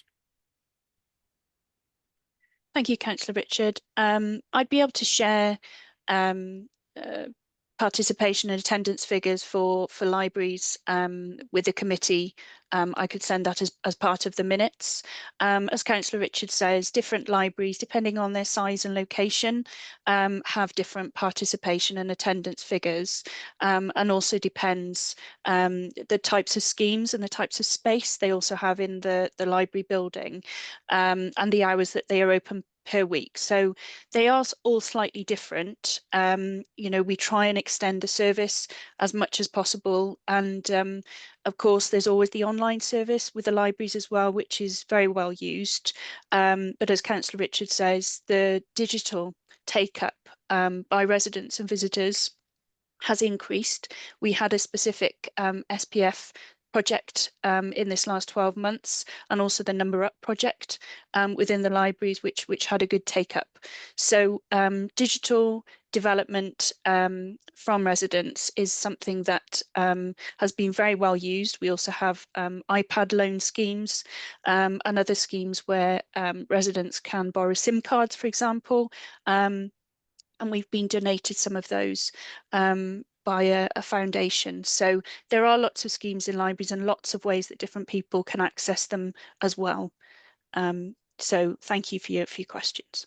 Okay, I mean, that's good to hear, because one hopes that all the council services are working to support each other. And having just heard from Matthew and housing about the challenge with people slipping into homelessness, our libraries would seem like a good place where people should be able to access and find the support that's available for them. So yeah, thank you for that, Jenny. And I can see Councillor Jake has got his hand up, so please. Yeah, briefly, I don't want to hold you up here, but just in relation to the points of contact at which the public engage with the council, libraries are one of those places. We have limited reception facilities. You know, we've just closed the Gwalia there, and one of the things that we want to do through the customer experience framework that we're just about launching now, we're on the cusp of launching that, is to ensure that whether people contact us in face, digitally, on the telephone, we're setting out the levels of service that can be expected. And obviously we need to look after the people that are delivering these points of contact for us, and ensure that there's equality in terms of the reward they have. So library staff, reception staff, and that's one of the reasons why we've pulled that together. But just watch this space in terms of that customer experience work that we're launching now, and please do engage with that, because I think, you know, it's part of this journey we're on to ensure that we don't give the same service everywhere. We give services which are appropriate to that location, which come, as Councillor Richard says, out of that dialogue that we're increasingly having with localities to make sure they're fit for purpose. Lovely, thank you. That sounds really positive. And I suppose the last thing to say is that you know, we're aware that there's been investment into the properties, buildings, particularly leisure centres, in terms of heating and various adaptations. And are you seeing the benefit of that? And is that going to help secure those services for the long term? Well, we have seen a reduction in gas and electricity consumption over the past year as a result of the investment that we've made, mainly through grant funding, for solar panels on leisure centre roofs. And that's something that we want to continue. We want to continue to apply for funding to do that wherever we can. And yes, it does produce some savings on our energy consumption. I can't say that they're savings which are huge, or, you know, will necessarily save us vast amounts of money, but they do help. And of course, they help with our objective in reducing the effect that we have on the environment and upon global warming. So they're to be welcomed. And yes, there is evidence that the investment that has been made has paid off. Good, that's good news, and thank you very much. So no further hands up there, so we'll move on to the next presentation, corporate services. Thank you very much. So who's going to lead us through this? Is it Councillor David?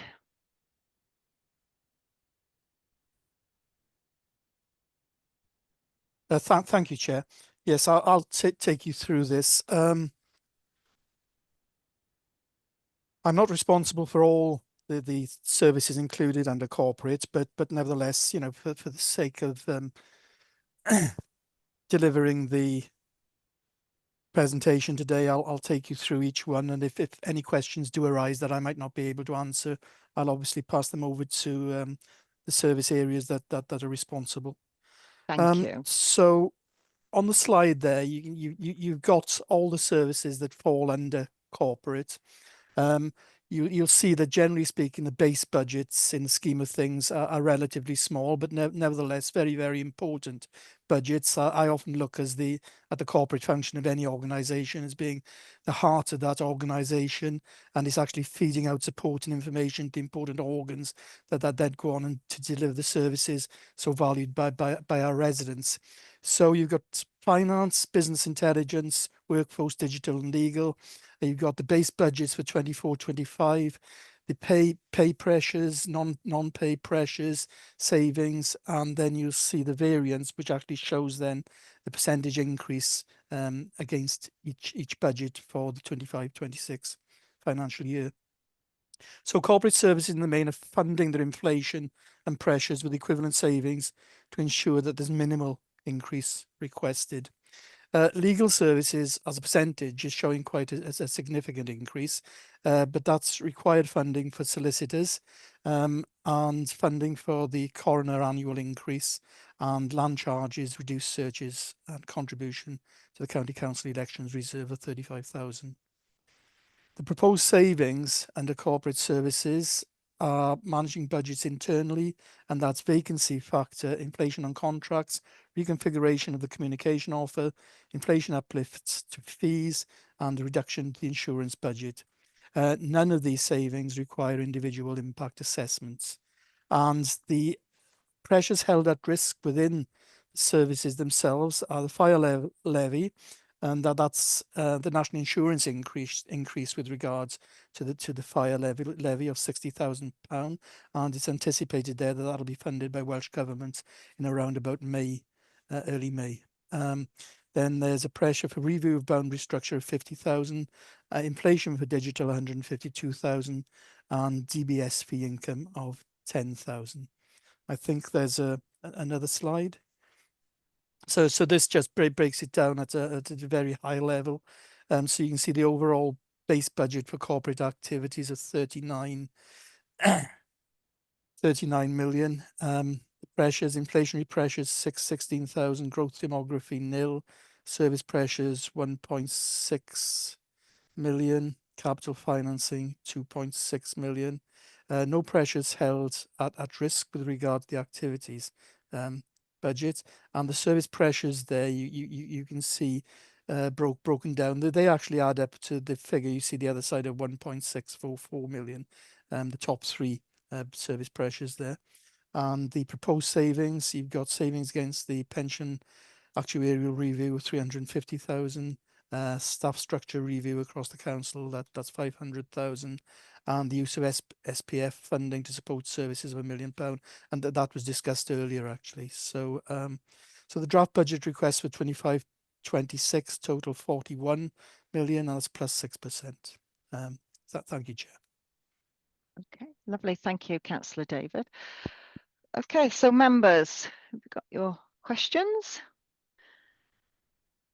Councillor Chloe, just drop my pen.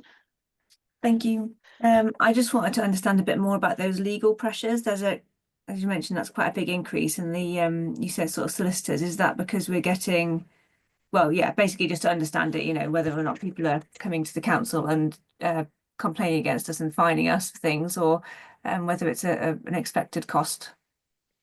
Thank you, Councillor Chloe. David, if I can respond, Councillor Chloe, we're very fortunate in last year that we received some in-year funding to increase the service capacity in employment lawyers and in contract lawyer.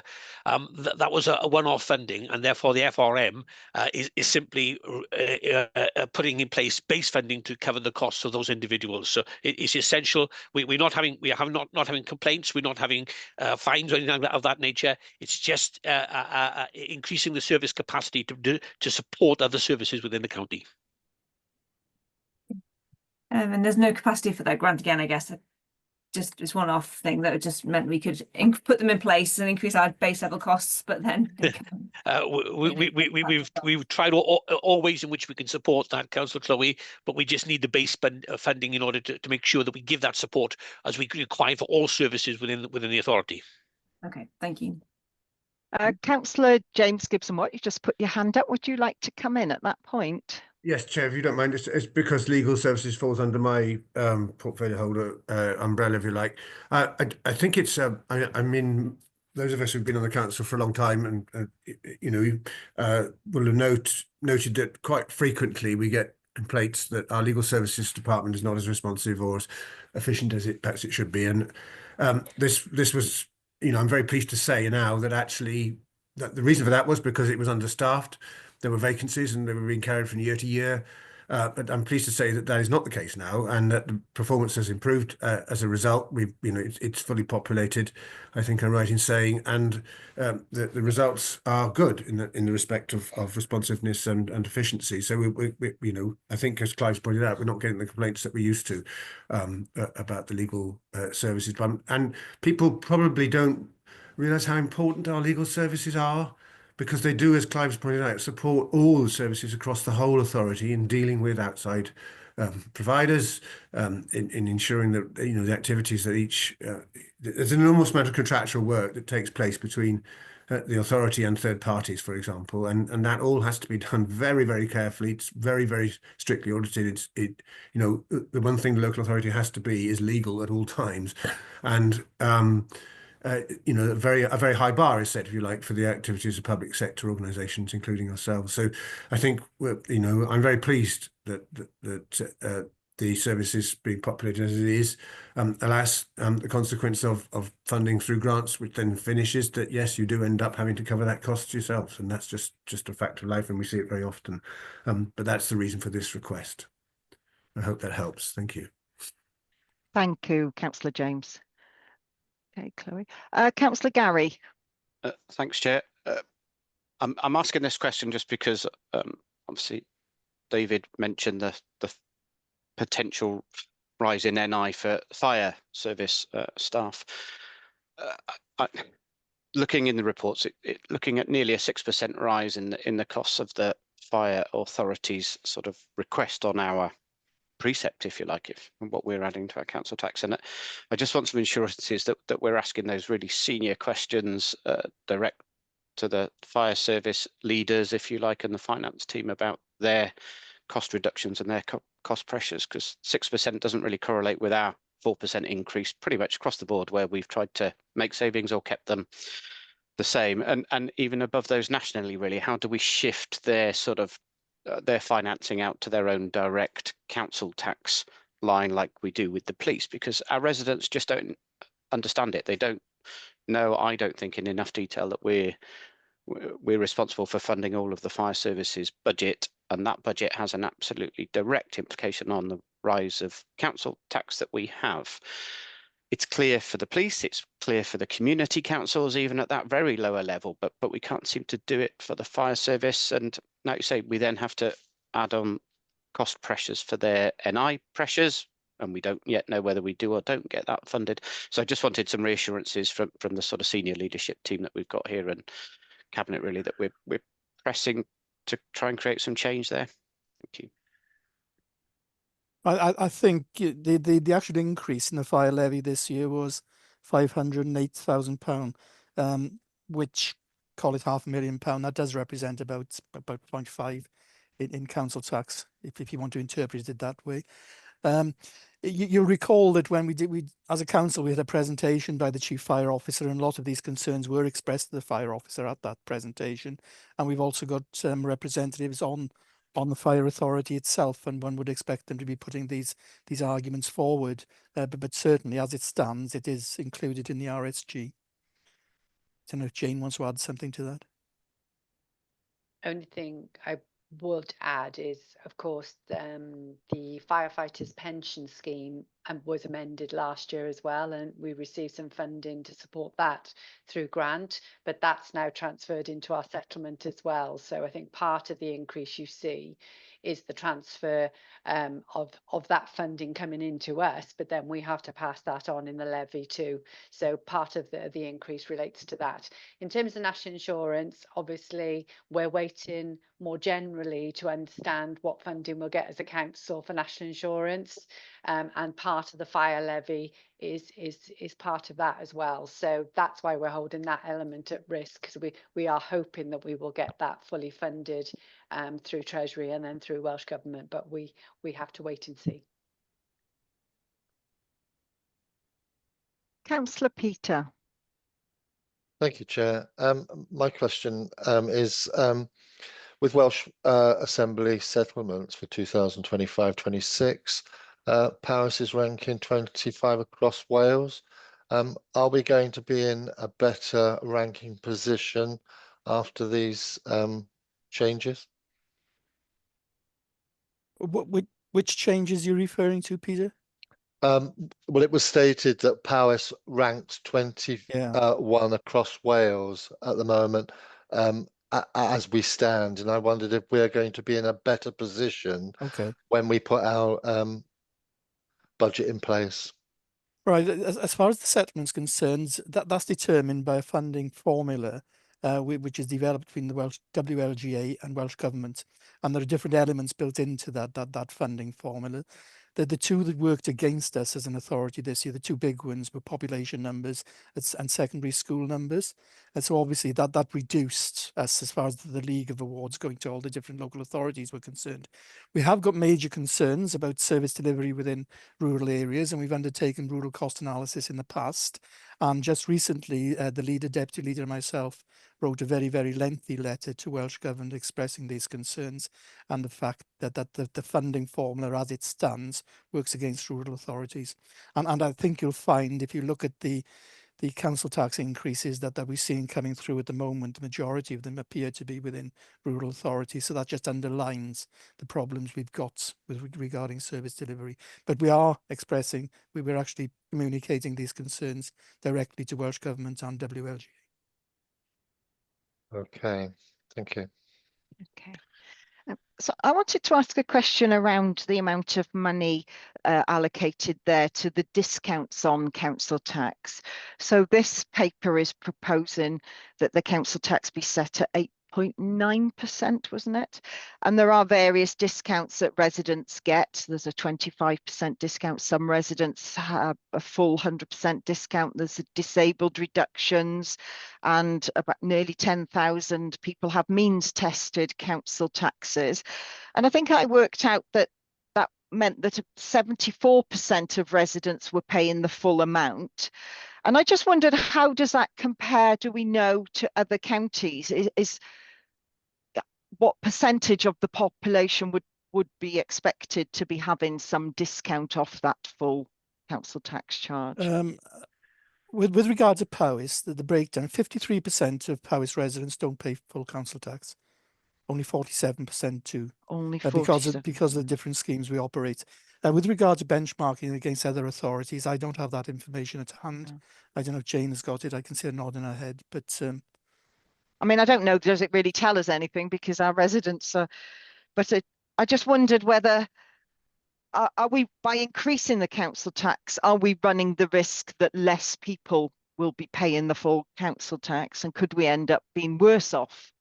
Collection rates up to Q2 this year were just very, very slightly. I think it was about 0.2% behind the previous year. I haven't seen what Q3 figure is yet within the Treasury Management reports, but generally we'd finish at about 98%, which is in line with the Welsh average. I'm not anticipating, with the level of support that we're putting into this budget, I'm not anticipating that will change significantly. Okay, so that's quite a positive, 98%. Yeah. Okay. Okay, members, any further questions on that area? Peter. Just a finding that I was talking to certain residents in my ward, and with the increases of council tax and other services, you know, some residents are actually not actually taking out insurance for their houses because they're trying to sort of budget their own accounts. And it's quite concerning that, you know, if anything does happen, they lose everything. I know everyone's got finance problems, but it just worries me that certain elderly members of our communities are worried, you know, that they've got to budget their monies and lose out other ways. So it's just a concern that I'm bringing to the table, to be honest. Yes, it's a valid concern. The only thing I'd say is that what's important is that we point these residents in the direction of the support that is available through the council tax reduction scheme, the single person allowances, disabled allowances, and pension credits in particular if they're on state pension. And we do know that a lot of people who are entitled to pension credit are not claiming it at the moment. It has increased quite significantly, but there is significant support out there. We've also got our own money advice support team. You can obviously point them in that direction, and they've been working incredibly well, and the returns they're getting are quite significant, where they're actually identifying savings for residents. And on top of that, then you've obviously got the Citizens Advice Bureau who can advise them as well. Could I just ask David on the money advice team, is that open to all residents or just council? Yes, open to all residents. All residents, yeah. I think what you tend to find is between the two, you've got our money advice team, you've got the Citizens Advice Bureau. The Citizens Advice Bureau tend to deal where you've got existing debt and debt has actually accumulated. Whereas with our money advice team, I like to think that they give advice before people actually build up that level of debt where they've got to be referred preventative to work, preventative, really. Yeah. And they've So been doing a very good job, quite honestly. Yeah, absolutely. I think the key thing is that we get these messages out that the services are there. I know that cost of living hub is a page I use regularly and share regularly. And I think could we put a plea out maybe that that the council have a concerted effort in advertising all these supports and advice that we have within the council. So as you say, that prevention being better than cure. Yeah, that's certainly something we can look at. I can't remember, perhaps Jane can enlighten me here. Did we put something in with the council tax bills last year, or were we just talking about doing something around that? We do mention it on the council tax bills. We do try and do sort of campaigns every now and again where we highlight the support there. So we do that routinely, particularly if something changes and it's just flagging it again. So yeah, we do try as best we can to get that message out. And of course, all you as councillors can raise it, you know, on the doorstep as well and point them our way. So yeah, we try our very best to get that message across. Yeah, good. I think that's very important. Councillor Rafe. Yeah, thank you, Chair. Obviously, 8.9% on council tax is an enormous increase, and I'm sure not one that any of us wanted to have to support. But I suppose the reality is that Paris has been cut for the last 15 years, and there isn't any more that we can cut without reducing services significantly, which obviously isn't in the interest of our residents. I suppose our only hope is that Welsh Government introduce a funding floor to increase our settlement as requested by James and other members of the WLGA. And I just wanted to get David's opinion on what the likelihood of that happening is and what we could see over the next few weeks, which could allow us to reduce that 8.9% increase. I wouldn't want to speculate on any floor at the moment. There's been some positive talk around it. Obviously, WLGA have been pushing for a floor, but even with a floor, my guess is that at best you might be looking at about 4 to 4.3%. So if it was, say, 4%, the benefit to Powys would only be about £800,000, which isn't that significant.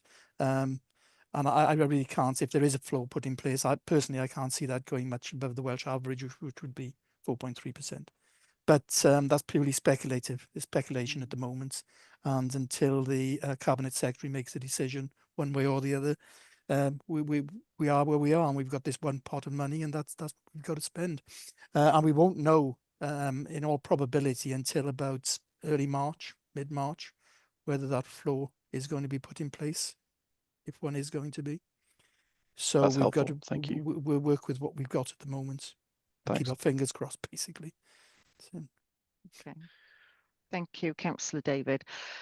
So I've got no more hands up there. So we go on to the next or last, I think, presentation, the capital. So who's going to deliver this for us? Guessing, Chair, because it covers all sorts of service areas. Nobody's really prepped to deliver on this one. Perhaps I can just run you through it quickly. Yeah, that would make sense. Thank you. Unless I don't want to step on any portfolio holders' toes, but I'm just noting nobody else has put their hand up. So thank you, Jane. I'll run through it. So this does cover sort of the major elements of the capital programme, which obviously is included in the capital strategy and treasury management policy that accompanies the budget papers. And you can see there, this does cover quite a few different services. You've got HTR, highways, transport and recycling, with some allocations there for street lighting, roads, recycling, transport we've talked about, and the highways levelling up fund support as well. So all of those are the main elements there within HTR.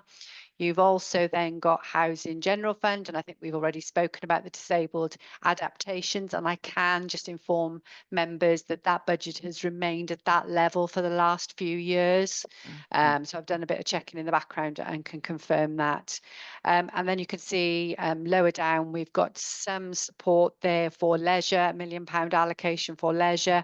We are looking to see how we can fund that through other means as well, rather than to do borrowing. And of course, we do look at those opportunities all the time to try and support as best we can our capital programme without taking out that additional borrowing. And the very last one is around digital and the refresh programme in terms of keeping our equipment up to date and in line with everything that we need to do, because obviously we're very heavily reliant on our digital infrastructure. So that's a very quick run through, but I'll see if there's any questions, and perhaps the portfolio holders or the service leads can pick up any questions that are specific.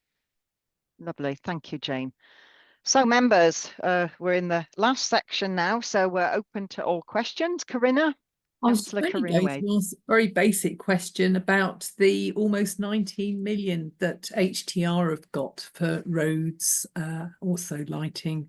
Is it just a normal programme, a normal asset management programme that you'll be following, or anything special? Thank you.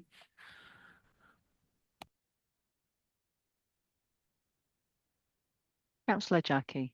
Yeah, I think I can respond to Corinna's question, because it's quite a high level question.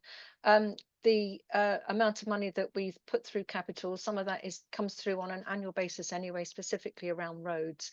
But we've got what the LUF in there, which is the levelling up fund. So that highways is subject to funding being finalised.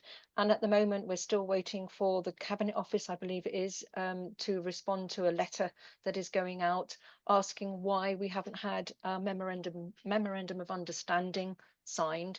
We don't think there's going to be a problem, but we're just waiting for that simple piece of paper. So that one is, I don't think it's at risk, but that's levelling up funding, so that's not normal funding. The major schemes for flood alleviation is all grant funded, and well, most of that is grant funding, and a lot of that is already in place and is already being worked through. And some of that you may understand as well through Knighton as well, because you know that there's been grants going through for Knighton. The specific reserve for vehicles and equipment, that's really looking at where we're going from now into the future. We know in 2030 we won't be able to purchase any more diesel or any fossil fuel vehicles. So we're about to set up a plan for where we are going with that one. But that's what that reserve is for. And the street lighting and roads, that includes the capital fund that we have for roads, but it also makes sure that we can keep moving forward with our street lighting upgrading cables, upgrading to LED, and all of the other issues that we have around that. And finally, the countryside and outdoor recreation, that is something that we explained this morning or earlier this morning about bridges, but there's also other elements in there as well. But that doesn't include what we think we might be able to go forward with some more funding for countryside and bridges. So that's kind of a very high level feedback. But if you want any more technical questions, then obviously Matt's here to answer, or John, just to go through that. Thank you. Thank you, Councillor Jackie. No more hands up for the moment. So members, we've heard here through all the various services under ERC about efficiencies that are being proposed within those services. That's in some cases it cuts, it's alternative funding streams, there's increases to charges, and we've heard a little bit about the sale of properties, be that CATs or dispersals. Perhaps we could explore that a little bit further, but Peter, you've got your hand up. Thank you, Chair. I was just interested, is there funding, was there funding available for the cost of the 2 new officers for sustainable powers, please?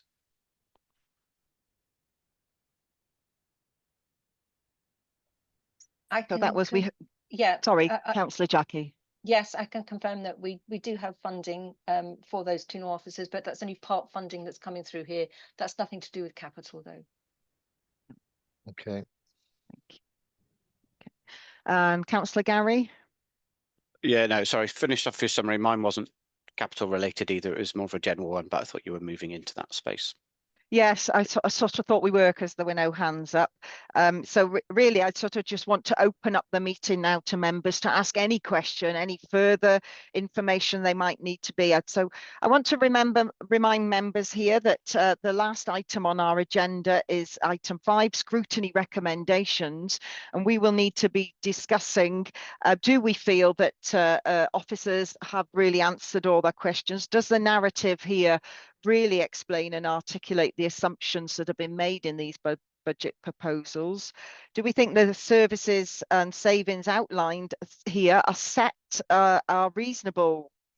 And are there any savings that we think should have a separate impact assessment? We've got the one impact assessment here that covers the whole areas, but is there anything that's more concerning that you would like to see more detail on? So those are the things we need to think about now.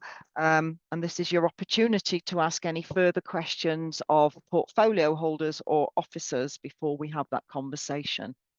So I'll come back to you, Councillor Gary.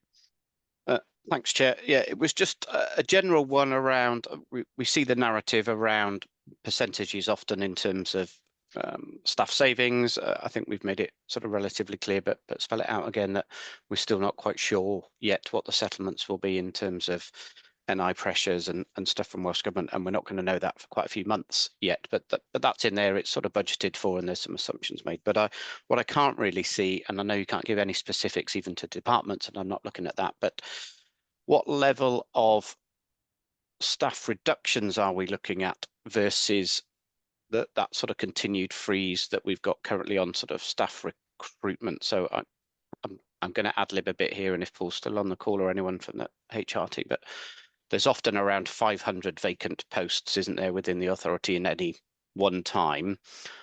How much of the savings across the departments are we looking at of just not recruiting, or how much impact are we looking on staff, current staff losses, if that's possible, sort of obviously generalizing so that we're not singling anything out or any levels of people, because it will be worrying and concerning for any of the staff team reading it, as it will for all of us. But I wondered if anyone was able to give us a summary of staffing implications.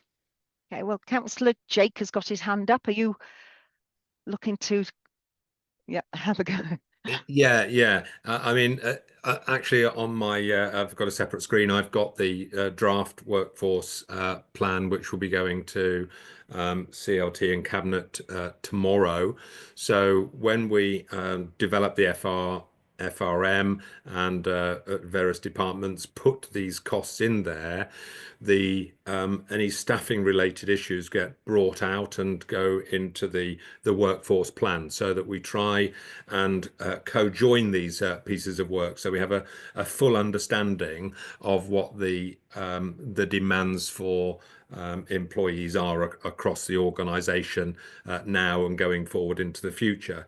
So it was asked earlier, wasn't it, about full-time contracts, how many people we had, how many we're losing, and there was a little bit of a conversation about the change in one of those areas in economy. At this point in time, when that draft I've got was written, I think we had 405 staff on fixed-term contracts. Some of those will have different rights, as you will appreciate, whether or not they've been with us for less than 12 months, over 12 months, over 2 years, etc., etc. And we have vacancy management, and you'll have heard a number of areas for the first time have started to say they're building some assumptions in over job lags or vacancy management in their areas, and putting figures into that as a saving. So as a vacancy arises, of course, we've got a freeze on posts at the moment, and they all have to come through and are agreed on an individual basis, so that we're not growing ad hoc. We're ensuring that we know as people move out of areas, fixed term contracts, other areas, we retain those skills where we can in other vacancies where they arise as best we're able to. So there's this overall picture. And I think the previous draft that I'd seen, and I think I put a figure on Facebook, and I think from your earlier conversation that figure may have been floating around. So that was, I anticipated that by the time that we'd bottomed out the suggested changes, we were talking about 70 full-time posts across the council. Actually, in the later report that I've got, it's somewhere between 40 and 70 posts going forward. So it's somewhat less than that, because it keeps evolving all the time. So I think, without being specific, because that wouldn't be appropriate within this meeting, the workforce plan is demonstrating that we are seeing reductions across the council in that region. But Councillor Gary, you're absolutely right. You've indicated we have a series of vacancies as well, and we need to best fit these reductions against those vacancies, those demands in work areas. I hope that's given you, I'm not going to go into specifics, but that's given you that headline. And of course, those papers for Cabinet will be shared with members in due course. Okay, thank you, Councillor Jake. I suppose a supplementary to that is about the budget settlements around wages and inflation, and have they already been agreed? Are they accounted for within this budget? Because as the report showed that there'll be some settlements in June and July. So do we know, are they forecasted already within this, the impacts of that? Yeah, I mean, I can answer generally, but yes, we don't know what they are, but we make our own assumptions. So every year we make an assumption about what the sector's doing. So through the ongoing negotiations we have with the trade unions, where settlements are being made elsewhere, we write a line into the budgets and make assumptions. And what you're seeing within these 0% in planning, etc., going forward, the assumptions that we're talking about are being absorbed into those service areas. So they're making cuts in order to pay for the assumed pay. Now, if we were to have a really high settlement, which is reached, of course, outside of the council, pay is negotiated directly with the Welsh Government, and they don't pay what we've assumed, then there is a gap, and that gap will be the difference between the two. So we always write in an assumption, but the reality is something else, and there's a lag. So the conversations that are ongoing now, we've only just settled all of the areas for last year's pay negotiations, and it could be September this year before again we settle this year's. Okay, thank you. And I can see Jane is nodding away there, so that thank you very much. I suppose the only other thing I can think of regarding staffing is about agency workers. We know in certain areas, particularly the care areas and others, we use high numbers of agency workers. I'm not sure if the impact is the same across ERC. Yep, Councillor Jackie.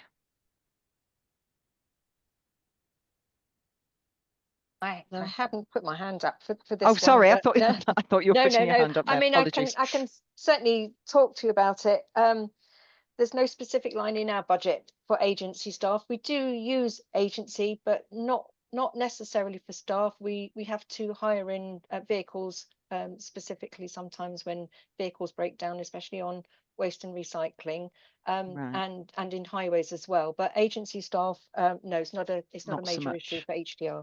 Thank you. No, there we are. Thank you very much. Councillor Chloe. Thank you, Chair.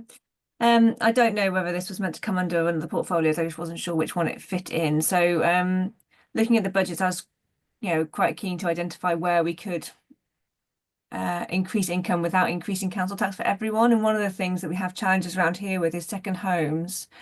And I know we've got a council tax premium listed in there of 75%, but that's not increased. Well, next year will be the third year. And really, there's not really benefit to our communities of having lots of second homes there. It does sometimes bring in extra money from outside the area, but only over short periods of time. So just whether or not that, and the long-term empties as well, whether we don't want empty properties around Powys, especially when there's so many people who don't have homes, and we've heard that a lot.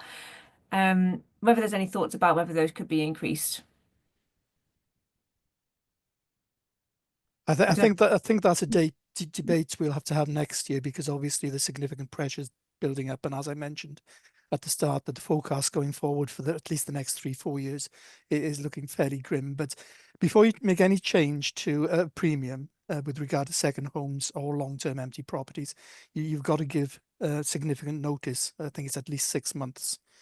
So it's too late for this budget, but certainly it's something we can look at in the future. But it's worth remembering, particularly with regard to second homes, it all depends on the period that a home is let, because if it's let for things over 132, then they actually fall into business rates and not council tax, so they don't actually have to pay the premium, the 75% premium.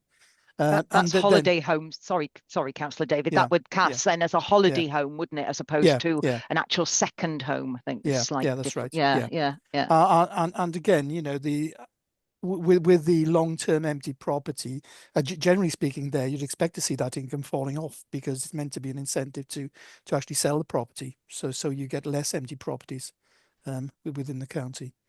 Yeah. But certainly, if there's an appetite for that, obviously it's something we can look at in the near future. I can see Councillor James Gibson. What, got your hand up? Would you like to come in at that point? Yes, thanks, Chair. It's a really good question, and I think what we need to do before Council seriously considers increasing the premium is to see what the impact has been elsewhere in Wales around this increasing, because some authorities, of course, have increased to much higher levels than ours, and they do tend to be the ones that face a bigger second home pressure than we do. And although it is a problem in some parts of the county, it's much less of a problem in others. It's not an even situation across the county. So I think we'd want to evaluate that and see what the net impact was. It has an economic impact too, of course. I know having too high a proportion of your housing stock is as second homes or only used for part of the year is not healthy. It's not healthy for local communities, and it's not good for the economy. But there is an argument that says, well, these people do bring in the money with them. They do spend in the local economy when they come, and so on and so forth. So it's a complicated picture. But I'd like to see what the impact has been in counties like Gwynedd, for example, and Pembrokeshire before. But I do think that 75% is. I would support increasing that if it was shown that it would be beneficial and wouldn't have unnecessary negative impacts. But I think we'd want to evaluate that first. But it's a really good question, and it's definitely one, as David said, we're going to have to face, because You know, we've had to make a more general point here, Chair. Every year we say the budget is difficult, and it is, but this year it's just much harder than ever we've experienced before in finding a balanced budget. And I think David said at the start, wasn't certain we'd be able to set a balanced budget when we first started considering matters, because we were working on a flat cash settlement. Now we have been able to propose a balanced budget. It's carrying a lot of risk, even so, and it's carrying out a council tax increase proposal, which is much higher than any of us would like to see. But this is just the start of a series of very difficult years on top of already, 15 years of difficulty previously. And we've had to, even in this year, consider doing things which I, as a councillor, never thought I'd ever have to even look at. Proposals to remove services which are discretionary, but which are nevertheless extremely important, as a mechanism just to try and get us to a balanced budget position. Those proposals will come back. They will come back again next year for us to consider, for the council to consider, and they will be doubly uncomfortable at that time. So I think, whilst I think we all accept this is really tricky and very difficult to ask people to pay the sort of increase in council tax on top of a series of years of increases. It's not the highest one we've ever imposed. Not very many years ago, in a time of much less financial difficulty, the Cabinet proposed a 9.5% increase and got it through the council. We're not there. We're not at that level. So in that respect, I think we've done quite well, but it's still extremely difficult, and we will face similar difficulties next year and probably worse ones in the years following that. So I completely understand members' anxieties, which are completely shared by every cabinet member, I can tell you.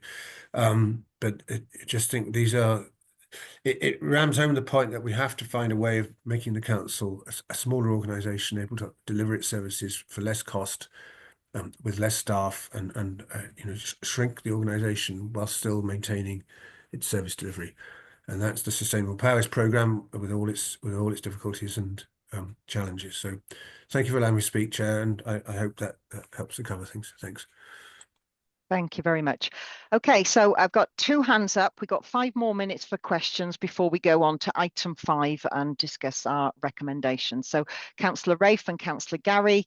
Councillor Rafe, you first, and then we'll finish with our Deputy Chair, Councillor Gary Mitchell. Thank you. Thank you, Chair. I don't have a question, but I just wanted to say that as far as policy on periodically occupied properties and their council tax goes, I think this requires very careful consideration. I do second what James says. It's important to know the impact that those increasing charges have, and I don't think we fully understand them. We haven't had long enough for that impact to set in, and I don't think we fully appreciate the contribution to the rural economy and to local employment that certainly the holiday let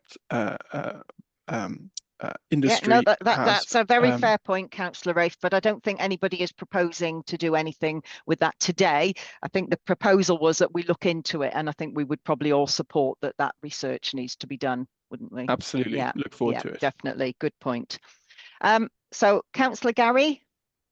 Mine was perhaps just to help me and perhaps members of the public listening and other staff and officers around timeframes and proposals now. Where does the draft budget go from now? When's it forecast to get in towards Cabinet for sign off? Has it got more scrutiny to go through? And when might it appear ahead of sort of a full council? Have we got dates where it's scheduled in, just so I can try and understand where we are in the process now, knowing it's towards the end of January and we need to get this agreed best we can? Oh, who is best to advise us on what happens next? David, would you know, or Jane? Yeah, we've got the Learning Skills Scrutiny Committee on Wednesday of this week, and on Friday we've got the Finance Panel, and then it'll go to full council on February the 20th, I think. And the Cabinet, Jane, can you remind me of the Cabinet date? It depends whether there's any changes. and it depends whether we get any alternative budgets too. But Cabinet, unless you change it, it won't come back to Cabinet. It will go straight to Council based on the scrutiny process and any input anybody has. So it doesn't have to, but if there are changes, then yes, it would. Okay.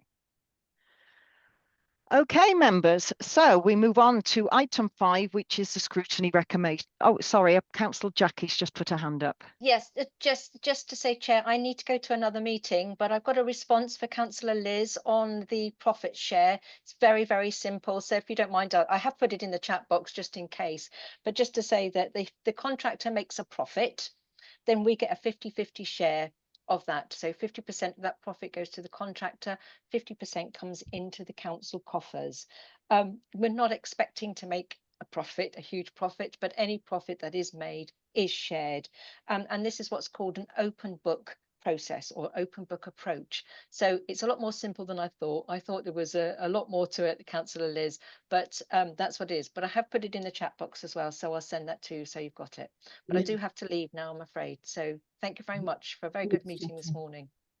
Thank you, Councillor Jackie. Appreciate your contribution. Thank you for being with us today. Okay, members, so there we are. We've heard all the proposals. We've heard about the efficiencies, the cuts, the alternative ways of funding. We've heard about the increase in charges. In many cases, it's just cost recovery, so not an opportunity to make any profits there. We've heard a little bit about dispersals and sales of properties, and we've heard a lot about the budget pressures. So where are we now? We have to make some recommendations to the Cabinet before this report goes back for their decision making, and then it goes to full council. So your thoughts, members, please. Are you satisfied that, not satisfied with the budget proposals? Of course, nobody wants to see an increase in council tax, and neither do any of us want to see any cuts to our services and facilities. And we all must have concerns about those frontline tasks that the council carries out that are very public facing, as well as those behind the scenes, as we've heard about there, our vulnerable population. But do you think that our officers have come up with sensible, for other word, suggestions, and have they recognised that the risks and the challenges to their services in doing that?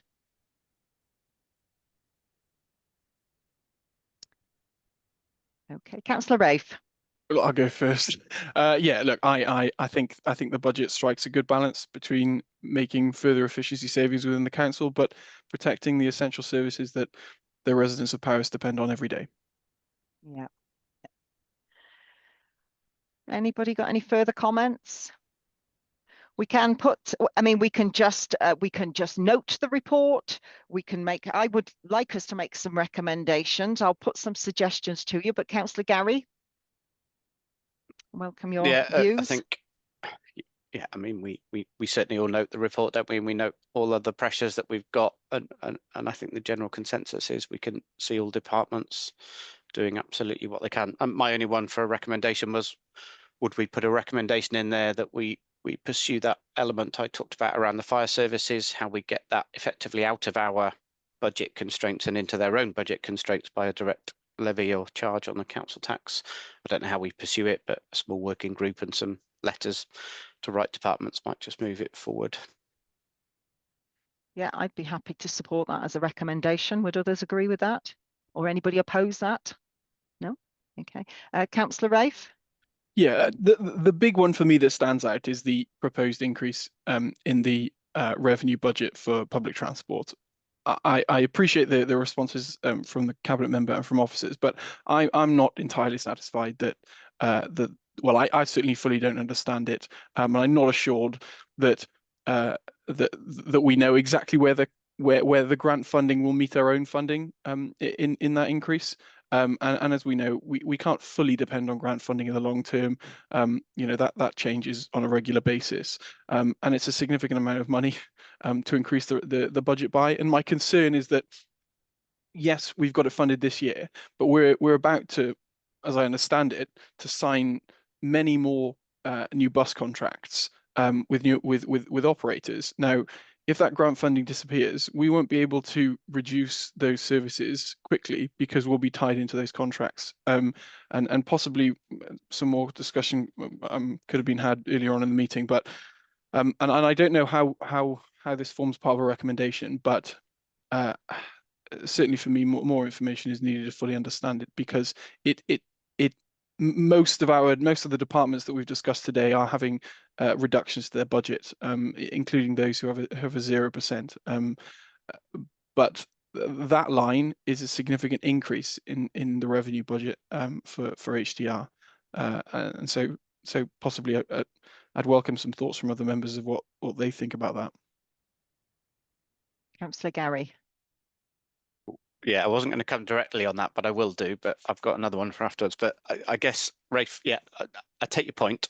Where I have perhaps the opposite concern to you is if we move fully to that sustainable Paris model, our bus service to service those in the rural areas is woeful, and it just won't work. So I sort of assume that some of those increases are trying to align us to that. But I get your point of, if the money isn't there, how do we sustain it going forward? And certainly don't have the answers, but I think I can see what we're trying to do by that increase and those pressures.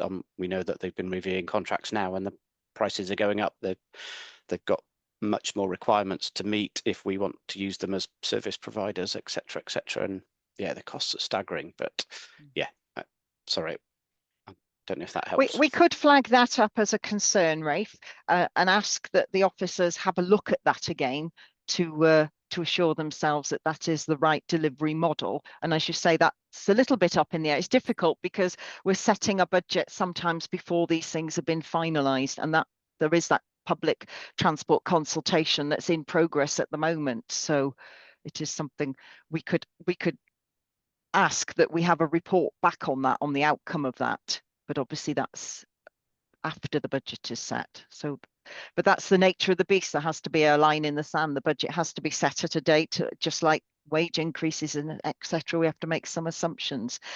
I would like us to make a recommendation that the council ensures that when we do publish our council tax for the forthcoming year, that all the information on the cost of living hub, money saving support, and all avenues of supporting our residents is sent at the same time, that we make sure that all our residents are fully aware of the support that's available to them.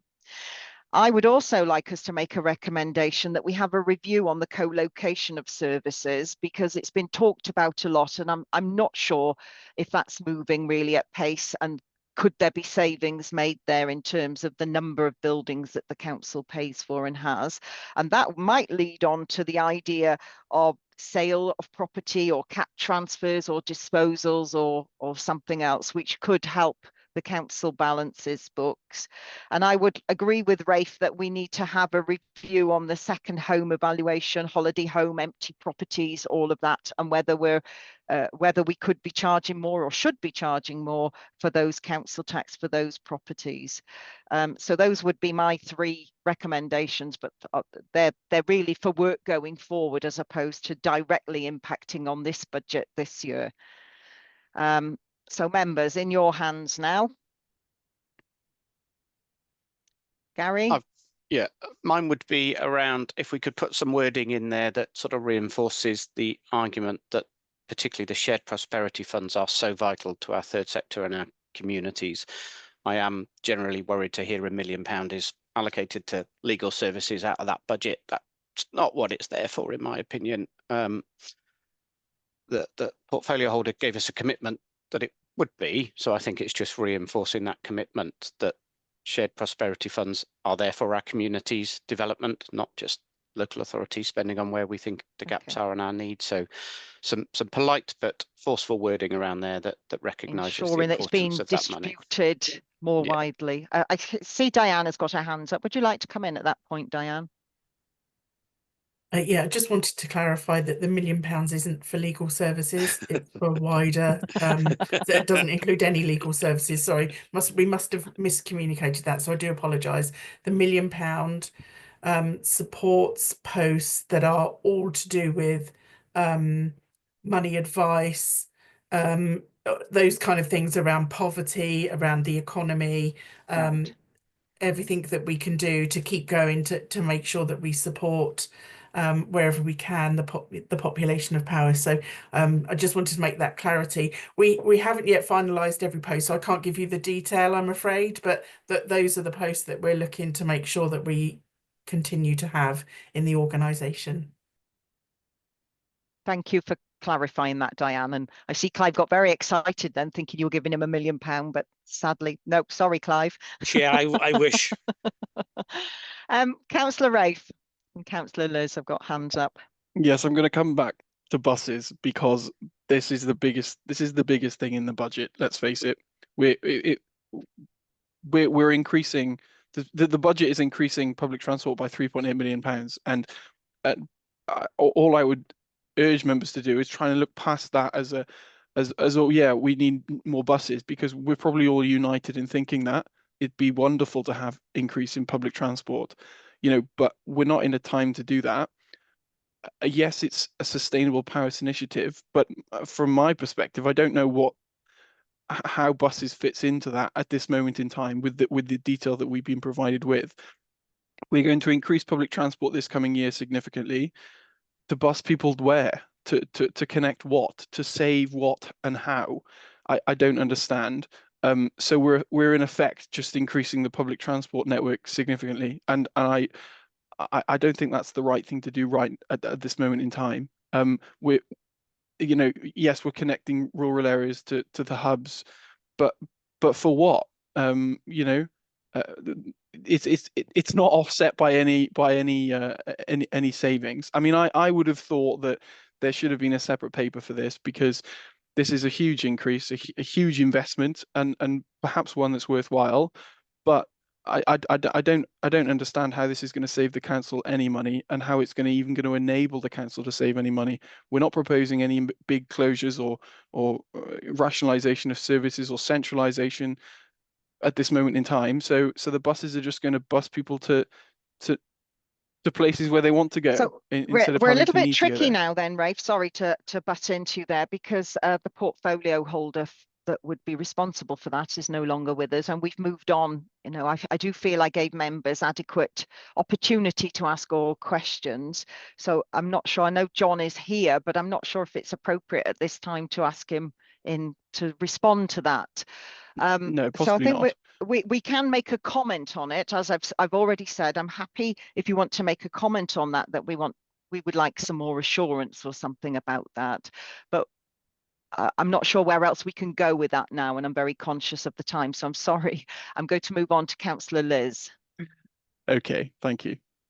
Thanks, Chair. And just to say, I kind of get where Rafe's coming from, asking for this detailed cost-benefit analysis. But like Gary, I can also see that unless we spend that money, we're not going to get sustainable Powys. And also it feeds into the climate, change stuff as well. But anyway, my question, or my kind of concern, is about the disposal of the asset in Newark Brycheiniog, and not quite understanding what Councillor Jake was saying in terms of, wanting to sell it, and I presume get a joint enterprise to provide multi-purpose housing. So, I think he said 20 to 30% local authority, and the rest would be, I presume, starter homes maybe for sale. I just wonder if there's not some way that asset could be still owned by the council, with a greater proportion of the property being for social housing, because it just seems to me that 20 to 30% is not enough when we've got, all these people that need homes. So yeah. Well, again, a little bit difficult how we can get answers to that now as the scrutiny part of the meeting is over. But I think you raise a very good point, and that hence was one of my recommendations be that we have a report or into the sale of property, cats and dispersal. So, what are we talking about? And I think that we should be able to demand more detail in that. Yeah, we need to understand the benefits, don't we? Yes. For local residents. Yes. In terms of, you know, being assured that we're going to have accommodation for them. Absolutely. I mean, in some cases, a CAT transfer is appropriate if a local community are going to continue to run a facility or service. But in other cases, it might be a sale is appropriate as that generates money into the council. But in your case, could there be something in between that helps both sides, isn't it? So I do think I would agree with you that a paper on that, and hence my recommendation there that we ask for that. Councillor Peter. Thank you, Chair. And really, it's to follow on with Rafe again, really a little bit, just to say that, you know, people are working from home now and they're not using travel as much. But I'm just interested that, you know, can we sort of like bring in the trains better? I mean, through my ward, we've got the trains going through, which go all the way to Landrindod and further, which could be utilised, and we're not really utilising that. And also the more older members of the communities, you know, because people are working home, they're not actually taking them out as much. So perhaps transport is needed more. I don't know. So there's three different points there. Thank you. Yeah, thank you, Peter. I can see Andy. Andy, would you like to come in? Have you got a comment for us there? Yeah, I don't know if I'm allowed to speak, but I just wanted to say that a paper is going to Cabinet at some point in the next, well, this year, probably by the summer, I would hope, with the full range of options for Niagara Kyneog, including using the site for council housing and possibly also for a homeless unit as well, which would save the general fund money there, as well as meet the incredible demand we have for affordable housing in Brecon, and particularly for council housing. But that's already sort of scheduled in, all bar the date, because we've still got to do some work with the national park over planning. But just to Councillor Liz, just to know, it is definitely, paper is coming. Got to write it, which I've already drafted. Sorry, I thought to put you at minds at rest that it is a very important project, and we're doing a lot of work on that. Sorry. Thank you. No, thank you very much. I could just see we've had a note there. Councillor John Yeomans has to leave us. Before you go, John, or has he already gone? I just wanted to hear from John if he had any comments he would like to make, but I think he's already left us. So there we are. Okay then, members. So I think in summing up here, we've got something we would like to say something to pursue about the fire service element of the council tax, to seek some clarity on how that's written out, I think is what we were saying there. We want some more clarity on this increased spending on public services, and that's how that is going to benefit. And as I say, I would like to have some assurance that all the information available, and there is a lot of information and support available to residents, but that all of it is shared widely across Powys as news of the council tax comes out into the public location, if those could be put together. And then we would like some review, a review on the co-location of services, and see if we can't push that along. Are there some financial benefits there for the councils to gain there? And that review, as suggested, I think by Corinna, about empty properties, holiday homes, etc., etc. So anything else, members? No. Okay, so Rachel, have you able to capture something that might make sense and be meaningful from today's meeting? Yep, that's fine, Chair. Thank you.